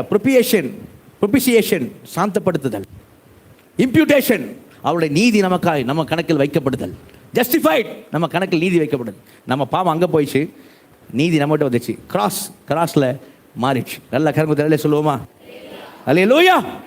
இப்போ யாரோட நம்மளையும் அவங்களையும் சேர்த்து யாரோட ஒப்புரவாக்கிட்டாரு? எபேசியர் 2ஆம் அதிகாரம் வாங்க. எபேசியர் 2ஆம் அதிகாரத்தில் சமாதான 17 வசனம் வாசிங்க. 16-17 வாசிங்க. 16-17. பகையை சிலுவையினால் கொன்று அதனாலே இரு திருத்தாரையும் ஒரே சரீரமாக தேவனுக்கு ஒப்புரவாக்கினார். அல்லாமலும் அவர் வந்து தூரமாய் இருந்த உங்களுக்கும் சமீபமாய் இருந்த அவர்களுக்கும் சமாதானத்தை சுவிசேஷமாக அறிவித்தார். அல்லேலூயா. தேவனுக்கு ஒப்புரவாக்கினார், தேவனோடு ஒப்புரவாக்கினார், சமாதானத்தை சுவிசேஷமாக அறிவித்தார். அல்லேலூயா. சமாதான பிரதிநிதி, சமாதான பிரசங்கி. மூணாவது என்ன சொன்னேன்? சமாதான பிரஜாபதி. இந்த 5 வசனத்தில் வர்ற காரியம் 14, 15, 16, 17, 18 5 வசனத்தில் வர காரியம் தான் பார்க்குறோம். சமாதான பிரஜாபதி. பிரஜாபதினா என்ன நான் சொல்கிறேன். அதுக்கு முன்னாடி இப்போ தேவனோடு நம்மளை எப்படி ஒப்புரவாக்கிட்டாருன்னு பார்த்தோம். இப்போ இவங்களோட நம்மளை ஒப்புரவாக்கணும். யாரோட? டக்குன்னு சொல்லுங்கள். யாரோட ஒப்புரவாக்கணும்? தேவனோட ஒப்புரவாக்கிட்டாரு. யாரோட ஒப்புரவாக்கணும்? தேவனோட ஒப்புரவாக்கணும் தான் 2வது காரியம் நான் சொன்னேன். திரும்பி கேட்டிங்கன்னா திரும்பி தான் சொல்லுவோம். இப்போ டைம் ஆகிடும் அடுத்த சர்வீஸ்க்கு. சரியா? தேவனோட ஒப்புரவாக்க எப்படி ஒப்புரவாக்கினார்னு சொன்னேன். சரியா? நம்ம இன்னொரு காரியம் உண்டு. நம்மளை பாவங்களை ரத்தத்தால் கழுவி, நல்ல கருமத்தில் சொல்லுவோமா, நம்ம நீதிமான்களை மாற்றி பாவங்களை ரத்த. அதனால தான் 13 வசனம் சொல்லுது, முன்னே தூரமாக இருந்த நீங்கள் இப்போது கிறிஸ்துவின் ரத்தத்தினாலே சமீபமானீர்கள். அல்லேலூயா. தேவனோட நம்மளை ஒப்புரவாக்கிட்டாரு. யாரோட ஒப்புரவாக்கணும்? யூதர்களோடு நம்ம ஒப்புரவாக்கணும். அல்லேலூயா. அல்லேலூயா. அவங்களுக்கு நமக்கு என்ன பிரச்சனை? இப்போ தேவனுக்கு நமக்கு என்ன பிரச்சனை சொன்னோம்? என்னங்க பேச மாட்டேன். தேவனுக்கு நமக்கு என்ன பிரச்சனை? பாவத்தை இயேசு சுமந்துட்டார். பாவங்களை நம்மை கழுவிட்டார். அவர் நீதியை நமக்கு தந்துட்டார். தேவனோட நம்மளை ஒப்புரவு ஆக்கிட்டார். அல்லேலூயா. உச்சமா சொல்லுங்க. அல்லேலூயா. ஆமாம். இப்போ இவங்களுக்கு நமக்கு என்ன பிரச்சனை? அவங்களும் நம்ம மாதிரி பாவி தானே. அவனுக்கு நமக்கு என்ன ப்ராப்ளம்? அவனுக்கு நம்ம ஒரு பிரச்சனை. என்ன பிரச்சனை தெரியுமா? அந்த நியாயப்பிரமாணம். என்ன பிரச்சனை? அவங்க என்ன எதை உடையவர்களாக இருந்தாங்க? நியாயப்பிரமாணம். நமக்கு என்ன கிடையாது? நியாயப்பிரமாணம் இல்லை. அந்த நியாயப்பிரமாணம் அவங்க நம்மளையும் பிடிச்சது. அவங்க என்ன சொன்னாங்க? எங்களுக்கு நீதியான பிரமாணங்கள் இருக்குதா? நீ புறஜாதி, உன்ட்ட என்ன பிரமாணங்கள்? உன்ட்ட என்ன பிரமாணங்க? நீ புறஜாதி அப்படின்னா. சரியா? அப்போ நியாயப்பிரமாணம் எப்படி பிடிச்சது தெரியுமா? நீங்கள் வேகமாக டைம் இல்லை, வேகமாக பார்த்தீங்கன்னா லேவியராகமம் 11ஆம் அதிகாரம், உபாகமம் 14ஆம் அதிகாரம். இந்த அதிகாரத்தில் லேவியராகமம் 11ஆம் அதிகாரத்தை பாருங்கள். என்ன சாப்பிடணும், என்ன சாப்பிடக்கூடாது, உணவு, உடை, உறைவிடம் எல்லாம் பிரிச்சிச்சு. எல்லாம் என்ன செய்யுது? எல்லாம் பிரிச்சுது. அவன் உணவு என்னது? இதை சாப்பிடணும், அதை சாப்பிடக்கூடாது. உதாரணத்துக்கு ஒன்று பாருங்களேன். 9ஆம் வசனம் லேவியராகமம் 11:9 பாருங்க. ஜலத்தில் இருக்கிறவைகளில் நீங்கள் புசிக்கத்தக்கது யாதனில் கடல்களும் ஆறுகளும் ஆகிய தண்ணீர்களிலே சிறகும் செதிலும் உள்ளவைகளெல்லாம் நீங்கள் புசிக்கலாம். அப்போ அவங்க வஞ்சர மீன் சாப்பிடக்கூடாது. நம்ம என்ன பண்ணுறோம்? வஞ்சர மீன் வெளுத்து வாங்குவோம் இல்லையா? செதில் இல்லாத செதில் உள்ளவை தான் என்ன செய்யணும்? சாப்பிடணும். செதில் இருக்கிற மீன் தான் சாப்பிடணும். செதில் இல்லாமல் தான் வஞ்சர மீன் டேஸ்ட்டாக இருக்கும். அவன் சாப்பிடக்கூடாது. இப்படி உணவு, உடை, உறைவிடம் எல்லாம் பிரிவினை உண்டாக்குச்சு. எதனால? பிரமாணத்தினால. சரியா? பிரமாணத்தினால. எல்லாம் கவனிங்க. இப்போ நம்மளையும் அவங்களையும் ஒன்றாக்கணும்னு வச்சுங்களேன். 2 சாய்ஸ் தான். 2 சாய்ஸ். நம்மளை அவங்களையும் ஒன்றாக்கணும். ஒன்று, இயேசு கிறிஸ்து என்ன செய்யணும்? சமாதான பிரபு, சமாதான பிரதிநிதி, சமாதான பிரசங்கி என்ன செய்யணும்னா நமக்கும் அதே நியாய பிரமாணத்தை கொடுக்கணும். அப்போ நம்மளும் அவங்களும் ஒன்றாயிடுவோம். கரெக்டா? அவங்களுக்கு கொடுத்த அதே நியாய பிரமாணத்தை நமக்கு கொடுத்தா நம்மளும் அவங்களும் ஒன்றாயிடுவோம். சரியா? ஆனால் பிரச்சனை என்னன்னு சொன்னால் நியாயப்பிரமாணத்தை நம்ம முந்தின காரியத்தில் பார்த்தோம். அவங்கள என்ன பண்ண முடியல? நியாயப்பிரமாணத்தை சொல்லுங்க. அவங்கள என்ன பண்ண முடியல? கடைபிடிக்க நிர்பந்தமான மனுஷர் பண்ணாங்க அப்படிங்கிறான். சரியா? அவங்களாலே கடைபிடிக்க முடியல. அதை நம்மகிட்ட கொடுத்தா நம்ம பிடிச்சிருவோமாக்கும். சரியா? இது ஒரு பிரச்சனை. 2வது பிரச்சனை என்னன்னு சொன்னால் நியாயப்பிரமாணத்தை கலாத்தியர் 3ஆம் அதிகாரத்தில் நீங்கள் பார்த்தீங்கன்னா 10, 11, 12 வசனங்களை பார்த்தீங்கன்னா அவைகளை செய்கிற மனுஷன் அவைகளாலே பிழைப்பான். அவைகளை செஞ்சாதான் பிழைப்பான். செய்யலனா பிழைக்க மாட்டான். மட்டும் இல்லை, என்ன போட்டு தெரியுமா? நியாயப்பிரமாணத்தை மீறுகள் சாபத்துக்கு உட்பட்டிருக்காங்க. கலாத்தியர் 3ஆம் அதிகாரத்தில் பாருங்க. மீறினாக்க நமக்கு நியாயப்பிரமாணம் கொடுத்துருந்தான்னு வச்சுங்க. மீறினா நம்ம என்ன ஆயிடு வந்து போட்டுருக்கு தெரியுமா? கலாத்தியர் 3ஆம் அதிகாரத்தில் 10ஆம் வசனம் பாருங்க. நியாயப்பிரமாணத்தின் கிரியைக்காரர் யாவரும் சாபத்துக்கு உட்பட்டு இருக்கிறார்கள். நியாயப்பிரமாண புஸ்தகத்தில் எழுதப்பட்டவைகளை எல்லாம் 613 பிரமாணம். எத்தனை பிரமாணம்? 613 பிரமாணம். அவைகளை எல்லாத்தையும் கடைபிடிக்கணும். அவைகளை எல்லாம் செய்யத்தக்க அவைகளை நிலைத்திராதவன் எவன்? அவன் சபிக்கப்பட்டவன். அவன் சபிக்கப்பட்டவன் என்று. ஒரு நாள் நீ வஞ்சனை சாப்பிட்டு உன் கதை முடிஞ்சது. சபிக்கப்பட்டவன் நீ. புரியுதா? யாக்கோபு சொல்றாரு, வாசிக்க வேணாம். யாக்கோபு சொல்றாரு, ஒன்றிலே மீறினாலும் எல்லாத்திலையும் மீறினா தான். அப்ப 613 கடைபிடிச்சாகணும். அவங்களே எங்களால் சுமக்க முடியாத பாரம் அப்படிங்கிறாங்க. எங்களாலே முடியல அப்படிங்கிறாங்க. நான் முடிச்சிருவேன்னு சொல்லக்கூடாது. நம்மளால் முடியாதுன்னு ஆண்டவருக்கு தெரியும். அது ஆண்டவருடைய ஸ்டாண்டர்ட். அல்லேலூயா, அல்லேலூயா. அப்போ என்ன நடந்தது? ரெண்டாவது சாய்ஸ் என்னது? ஒன்று நம்மளை நியாயப்பிரமாணம், நமக்கு நியாயப்பிரமாணம் கொடுக்கணும். ரெண்டாவது சாய்ஸ் அப்படி இல்லைன்னா நியாயப்பிரமாணத்தையே என்ன சொல்லுங்க, நியாயப்பிரமாணத்தையே ஒழிக்கணும். எபேசியர் 2:14-15 வசனம் வாசிங்க. அங்கே என்ன பண்ணான்னு போட்டுருப்பாருங்க. 15 பாருங்க. சட்டத்திட்டங்களாகிய நியாயப்பிரமாணத்தை தம்முடைய மாம்சத்தினாலே ஒழித்து. அல்லேலூயா. இயேசு நியாயப்பிரமாணத்தை என்ன பண்றாரு? எல்லா ஆராதனை முறைமைகள்லாம் ஸ்டாப். இனி பலிகள் கிடையாது, சோத்திர பலி மட்டும்தான். அல்லேலூயா, அல்லேலூயா. இங்க அவங்க அதை சாப்பிடக்கூடாது, இதை சாப்பிடக்கூடாது, அதெல்லாம் சொன்னாங்க. அதெல்லாம் தான் ரெஸ்ட்ரிக்ஷன். இப்போ நமக்கு வந்து மத்தேயு 15 மார்க் 7 என்ன சொன்னார் இயேசு? வெளியிருந்து சாப்பிட்ற ஏதோ மனுஷன் செய்யாது, தீட்டுப்படுத்தாது. இருதயத்திலிருந்து வருகிறவர்களே என்ன செய்ய மனுஷனை? இருதயத்தில் வருகிறவர்களேன்னு சொல்லி சில காரியங்கள்லாம் சொல்லுவார். மார்க் 7 அதிகாரத்தில் பார்த்தீங்கன்னா தெரியும். சரியா? அப்போ அதுதான் மனுஷனை செய்யும், தீட்டுப்படுத்தும். உள்ள சாப்பிட்றது எதுவும் என்ன செய்யாது, அது வெளியே போயிடும். கரங்க தலையில சொல்லுங்க, நல்ல உச்சா மலையில சொல்லுங்க. மாறிடுச்சு. அல்லேலூயா. அப்போ 15 அதிகாரத்தில் நெருங்குண்டு செத்தது ரத்தத்திற்கு விலகிரு. அல்லேலூயா, அல்லேலூயா. அப்போ பாருங்க, எல்லாம் நியாயப்பிரமாணத்தையே ஒழித்து. அல்லேலூயா. ஆனால் நியாயப்பிரமாணத்தை ஒழித்துன்னு மாட்டான். பைபிள் எப்படி போட்டிருக்குமா? இன்னைக்கு ரோமர் 10 அதிகாரம் வந்தீங்கன்னா என்ன மாதிரி வார்த்தை போட்டிருக்கு? ரோமர் 10 அதிகாரத்தில்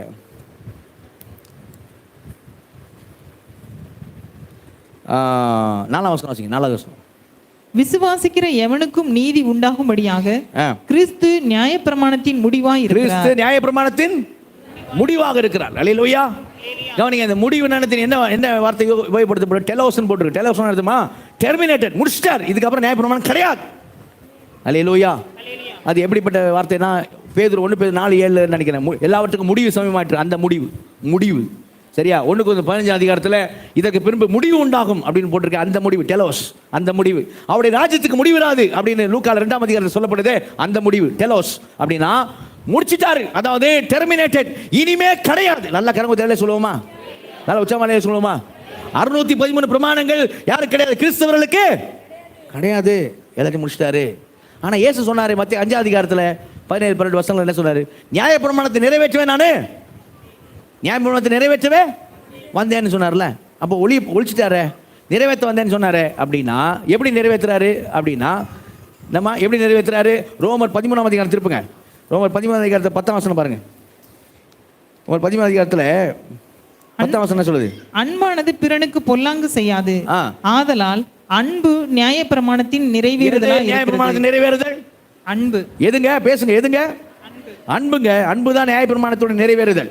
கலாத்தியர் வாங்க. கலாத்தியர் 5 அதிகாரம். கலாத்தியர் 5 அதிகாரத்தில் 14 வசனம்.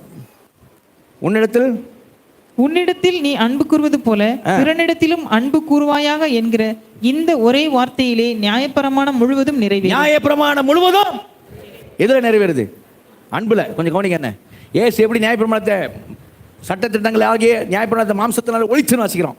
அதே நேரம் அவர் நியாயப்பிரமாணத்தை நிறைவேற்ற வந்தேன். எப்படி நிறைவேற்றிருக்கார் தெரியுமா? அன்பு தான் நியாயப்பிரமாணத்தில் நிறைவேறுதல். அல்லேலூயா, அல்லேலூயா.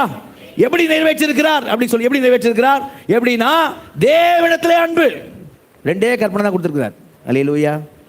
613 இல்லை, 2 தான். ஒன்று தேவனிடத்தில் அன்பு, இன்னொன்று பிறனிடத்தில் அன்பு. இங்கே பார்த்தீங்கன்னா என்ன என்ன சிம்பிள் வருது உங்களுக்கு? என்ன சிம்பிள்? கிராஸ். தேவனிடத்தில் அன்பு, பிறனிடத்தில் அன்பு, ரெண்டும் சரிசமமா இருக்கு. ரெண்டும் சரிசமமா இருக்கு. நல்ல கரங்க தெரியல சொல்லுவோமா? அல்லேலூயா. the cross is a symbol. அன்பின் சின்னம். அவமானத்தின் சின்னம் என்ன சின்னமா மாறிட்டுப்பா? அன்பின் சின்னமா மாறிட்டு. அல்லேலூயா. அப்போ அது ஒழித்து நம்ம கிறிஸ்துவின் பிரமாணம் சொல்லி அன்புன்னு கொடுத்துட்டார். நல்ல கரங்க தெரியல சொல்லுவோமா? நான் வேகமாக சொல்லி முடிக்கிறேன், சரியா? டைம் இல்லை. அன்பின் பிரமாணம் கொடுத்து என்ன பண்ணிட்டார் தெரியுமா? இப்போ அந்த வசனம் சொல்லுது, பிரஜாபதி என்ன அர்த்தம் தெரியுமா? பிரஜாபதி, சமாதான பிரஜாபதின்னு. பிரஜாபதினா சிருஷ்டிகர் என்ற அர்த்தம். அல்லேலூயா. பிரஜாபதினா சிருஷ்டிப்புகளுக்கு லார்ட், ஆண்டவர், கர்த்தர் என்ற அர்த்தம். அல்லேலூயா. இங்கே ஏதோ ஒன்று சிருஷ்டிக்கிறாரா?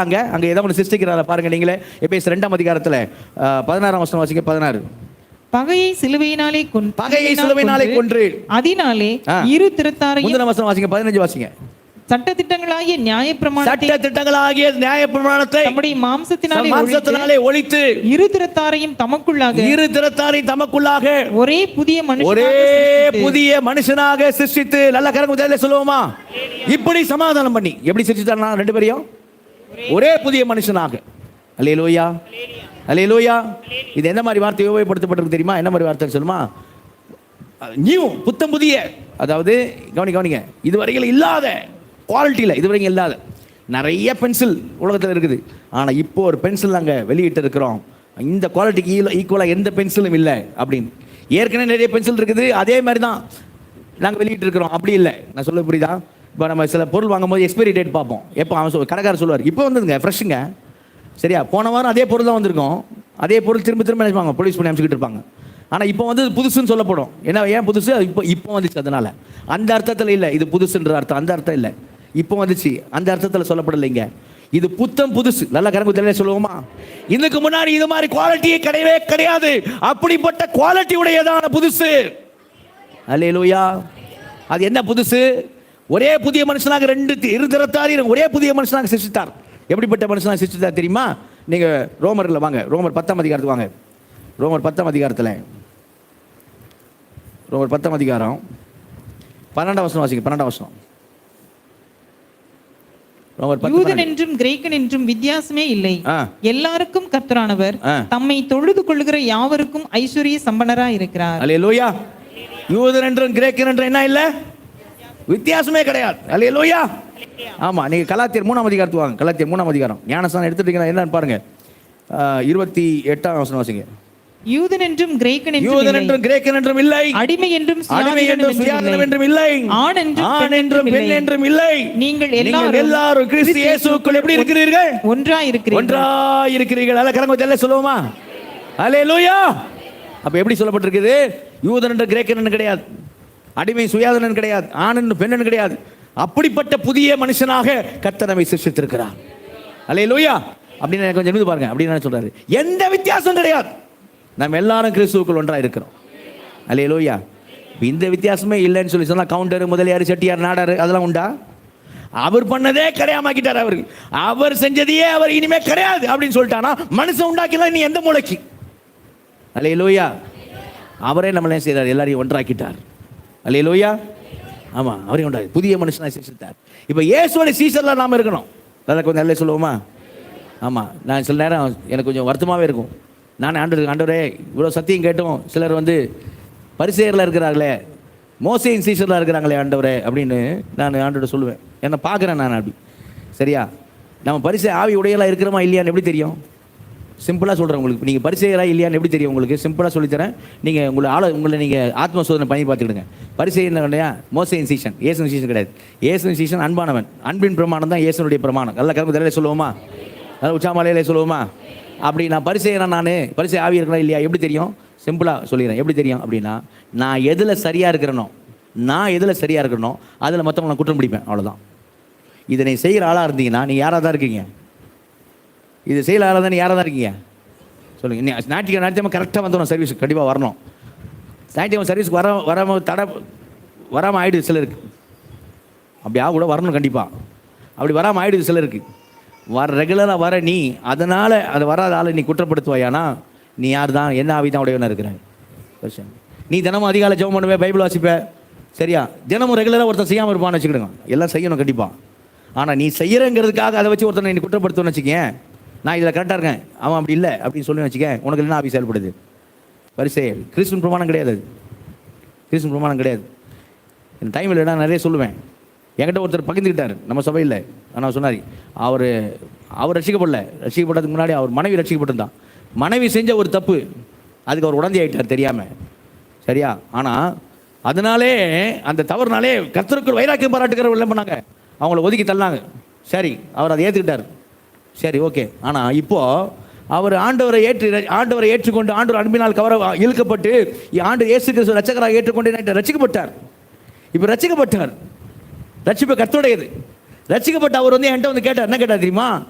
என் மனைவி சொந்தக்காரங்களாம் அப்போ என்ன தள்ளினாங்க, அப்போ வெறுத்தாங்க, ஏன்னா அந்த பாவத்துக்கு நானும் உடந்தையாக தான் தள்ளினாங்க. ரைட்டு பாஸ்டர், இப்போ இயேசுவே என்னை ஏற்றுக்கிட்டாரு, ஆண்டவரை என்னை ஏத்துக்கிட்டாரு, நான் பிதாவை நோக்கி அப்பா பிதாவை கூப்பிடுறேன், நானும் தான் ஆண்டவர் பிள்ளை. ஏன் என் மனைவி சொந்தக்காரங்க ஆண்டவர் பிள்ளைங்க சொல்றாங்க, இன்னும் ஏன் வைராக்கின்ற பேர்ல என்ன வெறுக்கிறாங்க, இன்னும் ஏன் அவங்களால என்ன மன்னிக்க முடியல, இன்னும் ஏன் அவங்களால ஏத்துக்க முடியல என்று கேட்டார். நான் அவருக்கு சொல்ல வேண்டியது சொன்னேன். ரோமர் 14 அதிகாரத்திலிருந்து, இந்த வைராக்கியமாக இருக்கவங்களாம் வைராக்கியமாக இருக்கவங்க நாங்கள் ஸ்ட்ராங்காக இருக்குன்னு நினைக்கிறாங்க, ஆனால் பைபிள் படி அவங்க விசுவாசத்தில் பலவீனமானவங்க பிரதர். நீங்கள் அன்புனால அவங்கள ஏற்றுக்கிடுங்க, அவங்க இடரலாகாதபடி தான் நீங்கள் நடக்கணும்னு பைபிள் சொல்லுது. அதனால தான் இப்படி இருக்குது, அதனால் ஏற்றுக்கிடுங்கன்னு சொன்னாங்க. அதனால் ஏற்றுக்கிடுன்னு சொன்னாங்க. பைபிளில் ஆண்டு சொல்கிற காரியம்லாம் பார்த்தீங்கன்னா லூக்கால் 6 அதிகாரத்தில் பிரசங்களை வகுப்பு வந்தவங்களுக்கு தெரியும் சரி அந்த காரியம் என்னன்ட்டு. லூக்கா 6 அதிகாரத்தில் பார்த்தீங்கன்னா 36 37 வசனம் வாசிக்க. 37 மற்றவர்களை 36 வாசிக்க. ஆகையால் உங்கள் பிதா இரக்கமுள்ளவராய் இருக்கிறது போல, உங்கள் பிதா இரக்கம் உள்ளவராய் இருக்கிறது போல நீங்களும் இரக்கம் உள்ளவர்களாய் இருங்கள். மற்றவர்களை குற்றவாளிகள் என்று தீர்க்காதிருங்கள், அப்பொழுது நீங்களும் குற்றவாளிகள் என்று தீர்க்கப்படாதிருப்பீர்கள். மற்றவர்களை ஆக்கினைக்குள்ளாகும்படி தீர்க்காதிருங்கள், அப்பொழுது நீங்களும் ஆக்கினைக்குள்ளாக தீர்க்கப்படாதிருப்பீர்கள். விடுதலை பண்ணுங்கள், அப்பொழுது நீங்களும் விடுதலை பத்தி பேசிட்டு வராரு. மற்றவங்களை குற்றவாளியை தீர்க்காதப்பா, சரியா? விடுதலை பண்ணு. மனசுல என்ன பண்ணவன விடுதலை பண்ணு. நீங்கள் என்ன பண்ணப்படுவீர்கள்? விடுதலை பண்ணப்படுவீர்கள். மன்னி, அப்ப நீ உனக்கு மன்னிக்கப்படும். இப்படி குற்றவாளியை தீர்க்காத, விடுதலை பண்ணு, இப்படி தானே பேசிட்டு வராரு. சம்பந்தம் இல்லாம நம்மளும் பேச மாட்டோம், கரெக்டா இல்லையா? நம்மளே பேச மாட்டோம். ஆண்டவர் சம்பந்தம் இல்லாம பேசுவாரா? இல்ல, தொடர்பு தான் பேசுவார். அடுத்த வசனம் என்ன பேசுறாரு? கொடுங்கள், அப்பொழுது உங்களுக்கு கொடுக்கப்படும். அமுக்கி குலுக்கி சரிந்து விழும்படி நன்றாய் அளந்து உங்கள் மடியிலே போடுவார்கள். நீங்கள் எந்த அளவினால் அளக்கிறீர்களோ அந்த அளவினால் உங்களுக்கும் அளக்கப்படும். நீங்களே சொல்லுங்க, இந்த வசனம் இப்ப எதுக்கு காணிக்கை பேசுற? திடீர்னு மன்னிப்பு பத்தி பேசுகிறாரு, குற்றவாளியை தீர்க்காதன்னு பேசிக்கிட்டு இருக்காரு. திடீர்னு காணிக்கை கொடுங்கள், அப்போதும் கொடுக்கப்படும். காணிக்கை பத்தியா பேசுறாரு. இன்னைக்கு இந்த வசனத்தை மட்டும் தனியா எடுத்து எத்தனையோ சபைகளில் எத்தனையோ கூட்டங்களில் காணிக்கைக்கு முன்பாக ஜெபம் பண்ணும் போதோ அல்லது காணிக்கை குறித்து பிரசங்கம் பண்ணும் போதோ இந்த வசனம் சொல்லப்படுது. என்ன வசனம்? நீ கொடுங்கள், அப்போது உங்களுக்கு கொடுக்கப்படும். அமுக்கி குலுக்கி சரிந்து விழுந்து நன்றாய் அளந்து உங்கள் மடியிலே போடுவார்னு இருக்குது. அவர் போடுவார்னு இருக்குது. என்ன இருக்குது? போடுவார்கள். நீ எந்த அளவில் அழைப்ப அதே அளவில் அவங்க உனக்கு அழைப்பாங்கன்னு போட்டுருக்குது. இங்கே ஆண்டவரை பற்றி, கடவுளை பற்றி, தேவனை பற்றி சொல்லலை. நீ எதில் அழைப்பாங்க அவங்க அழைப்பாங்கன்னு போட்டிருக்கு. நீ மன்னிச்சா உனக்கு மன்னிப்பு கிடைக்கும் போட்டிருக்கு. நீ விடுதலை பண்ணா உனக்கு விடுதலை கிடைக்கும் அப்படி போட்டிருக்கு. சரியா? ஆனால் இன்னைக்கு என்ன செய்ய, பாட்டெலாம் கூட வந்துடுச்சு. நம்ம சபாஷ் கூட ஒரு பாட்டு பண்ணோம் இல்லையா? கொடு அப்போது கொடுக்கப்படும், அப்போது அளக்கப்படும், அமுக்கி குலுக்கி இன்னும் ஒரு பாட்டுலாம் வந்து காணிக்கை பாட்டு. காணிக்கைக்கு இதுக்கு சம்மந்தமே இல்லை. அவர் இங்கே பேசுறது எதை கொடுக்க சொல்கிறாரு? கொடுங்கள், அப்பொழுது நீங்கள் மன்னிப்பை கொடுங்கள், உங்களுக்கு மன்னிப்பு கொடுக்கப்படும். நீங்கள் அமுக்கி குலுக்கி சரிந்து விழுந்து நன்றாக இழந்து உங்கள் மடி, நீ எந்த அளவில் அழைக்கிற அதே அளவில் உங்களுக்கு என்ன செய்ய முடியும்? அளக்கப்படும் அப்படின்ற. விடுதலை பண்ணு, நீ என்ன ஆவ? விடுதலை ஆவ. அல்லேலூயா. இயேசு கிறிஸ்துவோட சீஷனாக என்ன செய்யணுமா? பரிசேயர்களாக, மோசேயின் சீஷனில் என்ன செய்யக்கூடாது? நம்ம இருக்கக்கூடாது. மோசேயின் சீஷனோட பிரச்சனையே தான். எப்போ குற்றம் கண்டுபிடிக்கும், குற்றம் குற்றம் குற்றம் இல்லை. நான் இதிலெல்லாம் நீதியாக இருக்கிறனோ அதெல்லாம் மற்றவங்களை என்ன செய்யலாம்? குற்றம் கண்டுபிடிக்கும். அது ரொம்ப ஈஸிங்க, சரியா? ஆனால் அவன் எதுலெல்லாம் நீதியாக இருக்கான், அதை உன்னை குற்றம் கண்டுபிடிப்பான்ல. மாற்றி குற்றப்படுத்திக்க வேண்டித்தான், பரிசேயர்களாக, மோசேயின் சீஷர்களாக. ஆனால் இயேசுவுடைய சீஷர்கள் அன்பின் பிரமாணம். அல்லேலூயா. கடைசியா எபேசியர் 2 அதிகாரத்து வாங்க. கடைசியாக சொல்கிற காரியம் என்ன? தேவனோட நம்ம ஒப்புரவாக்கினார்னு பார்க்குறோம்ல. எப்படி ஒப்புரவாக்கினார்? அந்த வாசிங்க. 17 வசனம் 18 வசனம் வாசிங்க. 17-18. அல்லாமலும் அவர் வந்து தூரமாயிருந்த உங்களுக்கும் சமீபமாயிருந்த அவர்களுக்கும் சமாதானத்தை சுவிசேஷமாக அறிவித்தார். அந்தபடியே நாம் இருதிறத்தாரும் ஒரே ஆவியினாலே பிதாவினிடத்தில் சேரும் ஸ்லாக்கியத்தை அவர் மூலமாய் பெற்றிருக்கிறோம். அல்லேலூயா. அந்தபடியே நாம் இருதிறத்தாரும். யார் ரெண்டு பேரும்? யூதர்களும் நாமும் இருதிறத்தாரும் ஒரே புதிய மனுஷனாக, ஒரே சரீரமாக. ஒரே சரீரம் இது சபை. அல்லேலூயா. ஒரே சரீரமாக, ஒரே சபையாக, சரியா? ஒரே புதிய சிருஷ்டியாக, புதிய மனுஷனாக தேவனோடு கூட என்ன ஆயிட்டோம்? ஒப்புரவாக்கி இருக்கிறோம். அவர் வந்து என்ன செய்திருக்கிறார்? நம்ம எப்படி சொல்லப்பட்டிருக்கு? அந்தபடியே இருதிறத்தாரும் ஒரே ஆவியினாலே பிதாவினிடத்தில் சேரும் ஸ்லாக்கியத்தை அவர் மூலமாய். அது எப்படி போட்டிருக்கு? எந்த மாதிரி அர்த்தத்தில் போட்டிருக்குமா? ஒரு ராஜா, அந்த ராஜா கிட்ட நடுவில் நிற்கிற ஒருத்தர் என்ன செய்கிறாரு? கூட்டு போய் ராஜாவுக்கு இன்ட்ரோடியூஸ் பண்ணி விடுறாரு. ராஜா அவங்களும் பழகுறாங்க. அதுக்கு பிறகு நடுவில் இருக்கிறாருங்க. ஆனால் ராஜா அவங்களும் பழக ஆரம்பிச்சதுலேருந்து, இன்ட்ரோடியூஸ் பண்ண டைம்லேருந்து அவங்க எப்போ வேணாலும் வந்து யாரை பார்க்கலாம்? ராஜாவை பார்க்கலாம். அல்லேலூயா. அந்த அர்த்தத்தில் தான் போட்டிருக்கு. அந்த அர்த்தத்தில். இப்போ நான் சொல்கிறேன், ஒரே ஒரு காரியம் சொல்லி முடிக்கிறேன். கவனி. நமக்கு அவங்களுக்குள்ள வித்தியாசம் தெரியுமா? சரியா? சொல்லப்படி எப்படி எப்படி எப்படி எப்படி எப்படி சொல்லப்பட்டிருக்குது அங்கே? எப்படி எனில் அவரே நம்முடைய சமாதான காரணராகி, 14ஆம் வசனம், அவரே நம்முடைய சமாதான காரணராகி பகையாக நின்ற பிரிவினையாகி நடுசுவரை தகர்த்து. அதெல்லாம் கொஞ்சம் கவனிங்களேன். முக்கியமானது, எருசலேம் தேவாலயத்தில் உண்மையிலே சுவர் இருந்துச்சு. எருசலேம் தேவாலயத்துடைய வடிவமைப்பு எப்படிதமா? மகா பரிசுத்தலம். அங்கே வருஷத்துக்கு ஒரு முறை பிரதான ஆசாரியன் உள்ளே போகணும். ஸ்க்ரீன் போட்டு மூடிருக்கும், திரைச்சலை மூடிருக்கும், உடன்படிக்கை பெட்டி உள்ளே இருக்கும். மகா பரிசுத்தலம் யாருமே போக முடியாது. வருஷத்துக்கு ஒரு பிரதான ஆசாரியன். அதுக்கு அடுத்து யார் நிற்பாங்கன்னா ஆசாரியர்கள் நிற்பாங்க. ஆசாரியர் நிற்கக்கூடிய இடம், ஆசாரியர் நிற்கக்கூடிய இடத்துக்கு அப்புறம் ஒரு சுவர். சரியா? ஒரு 3 அடி சுவர், 3 அடி சுவர். அந்த சுவருக்கு, அந்த ஆசாரியர் கூட சுவருக்கு 3 அடி சுவருக்கு இந்த பின்னாடி யார் நிற்பாங்கன்னா இஸ்ரவேலர்கள் நிற்பாங்க. இஸ்ரவேலருக்கு பின்னாடி ஒரு 4 அடி சுவர். அந்த 4 அடி சுவருக்கு பின்னாடி யார் நிற்பாங்கன்னா பெண்கள், இஸ்ரவேல் பெண்கள், யூத பெண்கள் நிற்பாங்க. அந்த யூத பெண்கள் நிற்கிறாங்க. அவங்களுக்கு பின்னாடி ஒரு 5 அடி சுவர். அந்த 5 அடி சுவருக்கு பின்னாடி தான் யார் நிற்பான்னு சொன்னா புறஜாதிகள் நிற்பாங்க. நீங்கள் நான் அங்கே தான் நிற்போம். அங்கே இருக்கும் உடன்படிக்கை பெட்டி, தேவ பிரசன்னம். அங்கே ஆசாரியர்கள், அதுக்கு பிறகு ஒரு சுவர், அப்புறம் இஸ்ரவேல் மக்கள், அதுக்கப்புறம் ஒரு சுவர், அப்புறம் இஸ்ரவேல் யூத ஸ்திரீகள், அதுக்கப்புறம் ஒரு சுவர். 5 அடி சுவருக்கு அப்புறம் தான் நாம இருப்போம். அங்கே எருசலேம் தேவாலயத்தில் போர்டே போட்டுதான். அந்த இடத்துல புறஜாதிகள் சுவரில் என்ன போட்டுருந்தாங்கன்னா, இந்த பரிசுத்த பலிபீடத்தையும் அதன் உள்ளடக்கிய இடங்களையும் தடுக்கிற இந்த தடை சுவரை தாண்டி புறஜாதியாகி நீங்கள் யாராவது மீறி தாண்டி போவீர்களானால், அப்படி போகிறனுடைய சாவுக்கு அவனே காரணம், கொன்னுடுவாங்க. நீங்கள் அப்போஸ்தலர் 21ஆம் அதிகாரத்தை வீட்டில் போய் வாசித்து பாருங்க. பவுலை அங்கே அரெஸ்ட் பண்ணதுக்கு ரீசன் என்ன தெரியுமா? எபேசு பட்டணத்திலிருந்து வந்த ஒரு புறஜாதியான தேவாலயத்தில் பவுல் கூட்டிகிட்டு போய் இருப்பான்னு நினச்சிக்கிட்டு மார்க்கெட்டில் பார்த்தாங்க அவனோட சுற்றுறத. தேவாலயத்தில் பவுலை பார்த்தவனே புறஜாதி உள்ள கூட்டு, கிரேக்கன் உள்ள கூட்டு வந்திருப்பான் இவன் அப்படின்னு சொல்லி தான் பவுலை பிடிச்சி அடிக்கிறாங்க அப்போஸ்தலர் 21. ஏன்னா உள்ள கூட்டு போகக்கூடாது, மீறினால் கொலை, அதுக்கு அவன் தான் காரணம்னு சொல்லி எழுதியே போட்டுதாங்க.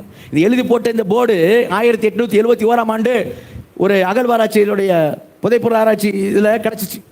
அந்த இதுவே எழுதி போட்டப்பட்டதே கிடச்சிது. இப்போ இஸ்தான்புல்ல மியூசியத்தில் வைக்கப்பட்டிருக்க அந்த போர்டு, அவன் போட்டிருக்க போர்டு. சரியா? கிரேக்க மொழியில் எழுதப்பட்டது, அரமாய்க் மொழியில் எழுதப்பட்டது, அவன் போட்டிருந்த போர்டு, யூதர்கள் போட்டிருந்த போர்டு. புறஜாதி நீ தாண்டி போன கொலை, உன் சாவுக்கு நீ தான் காரணம். சரியா? இப்போ நல்லா கவனி. ஏசு என்ன செஞ்சார் தெரியுமா? பகையாக நின்ற நடுசுவரை தகர்த்து எல்லா சுவரும் இடிஞ்சு நம்மளை இங்கே இருக்கிற நம்மளை எல்லா சுவரையும் தகர்த்து அவங்களோட போய் சேர்த்து நிற்க வச்சிட்டார் ஆண்டவர். நல்ல கரங்க தல்லே சொல்லுவோமா? அல்லேலூயா. அதோடு இன்னொன்று செஞ்சார். என்ன செஞ்சார்? மகா பரிசுத்தலத்தை பிரிக்கிறதே திரைச்சீலை, அதையும் தன் மாம்சத்தினாலே கிழித்து, நல்ல கரங்க தல்லே சொல்லுவோமா? மகா பரிசுத்தலத்துக்கு வருஷத்துக்கு ஒரு முறை பிரதான ஆசாரியன் போவான். இப்போ இவர் பிரதான ஆசாரியராக இவர் உள்ளே பிரவேசித்து திரைச்சீலையை கிழித்து நம்மையும் ஆசாரியர்களாக்கி தேவனோடு கூட நம்மை ஒப்புரவாக்கிட்டார். அல்லேலூயா. இப்போ நம்ம எப்போ வேணுமானாலும் என்ன பண்ணலாம்? சொல்லுங்க, எப்போ வேணுமானாலும் என்ன பண்ணலாம்? தேவனிடத்தில் கிட்டி சேரலாம். அல்லேலூயா. தைரியமா கிருபாசன தண்டையில் சேர கடவோம். அல்லேலூயா. அது எப்படி போட்டிருக்கு அந்த வசனம் பாருங்க, அருமையாக போட்டிருக்கு. 18ஆம் வசனம். அந்தபடியே நாம் இரு தரத்தாரும் ஒரே ஆவினாலே, பரிசுத்த ஆவினாலே, அந்த திருத்துவத்தை பற்றி அங்கே போட்டிருக்கு. ஒரே ஆவினாலே, பரிசுத்த ஆவினாலே பிதாவினிடத்தில், பிதாவாகி தேவனிடத்தில் சேரும் இப்போ தாழ்த்து பேசுங்க. சேரும் ஸ்லாக்கியம், பாக்கியம், ஸ்லாக்கியம் யார் மூலமாக உண்டா இருக்கு? ஏசு மூலமாக உண்டா இருக்கிறது. அல்லேலூயா. என்ன உண்டா இருக்குது? நல்லா சந்தோஷமாக சொல்லுங்கள். என்ன உண்டா இருக்குது? ஸ்லாக்கியம். நீங்கள் எந்த எவ்வளோ பேர் நீங்கள் நான் சொன்னது உணர்றீங்கன்னு தெரில. நான் எனக்கு அழுகை வர நினச்சேன். இதுனா எவ்வளோ தூரத்தில் இருந்துச்சு. அவன் எப்படி பண்ணியிருக்கான்? அவன் நம்ம வீட்டுக்கு வந்தாலே தீட்டு நினைப்பான், நம்மகிட்ட தண்ணி வாங்கி குடிக்க மாட்டான். சரியா? எவனாவது யூதன் வந்து புறஜாதி பெண்ணை கல்யாணம் பண்ணானா அந்த யூதனுக்கு ஃபியூனரல் சர்வீஸ் வச்சுருவானுங்க. அப்படின்னா அவன் லிட்டரல் செத்த மாதிரி அவனுக்கு மரண உருவம் கொண்டு போவானுங்க. அவ்வளோ இது அவனுக்கு. ஒரு பெண்ணுக்கு ஒரு புறஜாதி பெண் வந்து பிரசவத்தை துடிச்சிருந்தான்னு வச்சுங்க, அவன் ஒரு பார்த்தானா உதவி செய்ய மாட்டான். இன்னொரு புறஜாதி நாய் எதுக்கு இந்த உலகத்தில் பிறக்கணும், சாகட்ட அந்த குழந்தைன்னு போவான். அந்த மாதிரி அவ்வளோ பிரிவினை தெரியுமா? அவ்வளோ மாதிரி சுவரெல்லாம் தாண்டி நின்று நம்மளை எல்லா சுவரையும் தகர்த்து திரைச்சீலையும் கிழித்து நம்மையும் அவர்களையும் ஒன்றாக்கி நம்மையும் ஆசாரியர்களாக்கி தேவனோடு கூட நம்மை ஒப்புரவாக்கினார். அவரிடத்தில் சேரும் ஸ்லாக்கியத்தை நாம பெற்றிருக்கிறோம். அல்லேலூயா. அப்போ 2 விஷயம். ஒன்று, நம்ம பரிசேயர் மோசையின் சீஷராக இருந்துடக்கூடாது. இன்னொன்று, எப்போ வேணாலும் தேவனிடத்தில் போகும்படியான ஸ்லாக்கியத்தை இயேசு உண்டாக்கிறார். திரைச்சிலே கிழிச்சிட்டாரு. அவர் மாம்ச திரையினால், சரியா, மாம்சத்தை கிழித்து புதிய மார்க்கத்தை உண்டாக்கினார். நல்ல கரும்பு தெல்ல சொல்லுவோமா? நான் முதல்ல சொன்னேன், இயேசு கவுண்டரு, செட்டியார், முதலியார், நாடார் எதுவுமே இல்லாமல் பண்ணிட்டார். நல்லா கரங்க தெல்ல சொல்லுவோமா? நல்லா உச்சாமலையில சொல்லுவோமா? ஜாதி எதுவுமே இல்லாமல் பண்ணிட்டார். இப்போ என்ன பண்ணிட்டார் தெரியுமா? இது மாதிரி பண்ணனால எல்லாத்தையும் உடச்சி கொண்டு போய் எல்லாரையும் என்ன பண்ண தேவனிடத்தில் சேர்த்தனார். என்ன பண்ணிட்டார் தெரியுமா? அவரே உண்டாக்கின யூத மார்க்கத்தை அவரே சொல்லுங்க, அவரே உண்டாக்கின யூத மார்க்கத்தை அவரே என்ன பேச மாட்டீங்க, அவரே இல்லாமல் பண்ணிட்டார். அல்லேலூயா. அவரே உண்டாக்கின மார்க்கத்தை இல்லாமல் பண்ணிட்டார்னா மனுஷனால உண்டான மதங்கள் எல்லாம் இல்லை. இப்போ ஒரே ஒரு மார்க்கம் தான், மதையில் ஒரே ஒரு மார்க்கம் தான். கிறிஸ்துவே வாசல், அவரே மேய்ப்பன், அவரே வழியும் வாசலுமா இருக்கிறார். அந்த ஒரு மார்க்கத்தின் வழியாத்தான் யார்கிட்ட போக முடியும்? தேவனிடத்தில் போக முடியும். அந்த மார்க்கத்தில் நீங்கள் நானும் இருக்கிறோம். அல்லேலூயா. அந்த ஸ்லாக்கியத்தை பெற்றிருக்கிறோம். எந்த மதமும் பிதாவிடத்தில் செய்யாது கொண்டு போய் சேர்க்க. யூத மார்க்கத்தையும் சேர்த்து அவரால் உண்டான யூத மார்க்கம் என்ன செய்யாது? இப்போ இயேசு ஏற்றுக்கொண்டா மட்டும்தான் என்ன செய்ய முடியும்? போக முடியும். அல்லேலூயா. நம்ம அப்போது எவ்வளோ பெரிய ஒரு ஸ்லாக்கியம் நமக்கு, பாக்கியம் நமக்கு கிடச்சிருக்கு. அல்லேலூயா. நம்ம என்றென்றைக்கு என்ன செய்யணும்? ஆண்டவருக்கு நன்றி சொல்லணும். நான் அழகாக இப்போ கூட ஒரு பாட்டு பாடி ஜெபம் பண்ணணும்னு ஆசை. ஆனால் அடுத்த சர்வீஸுக்கு டைமு ஆயிடுச்சு. சரியா? சரி, எனவே எழுப்பி ஜெபம் பண்ணுவோம். எழுப்பி நின்று ஆண்டவருக்கு நன்றி சொல்லி என்ன செய்வோம்? ஜெபித்து முடிப்போம்.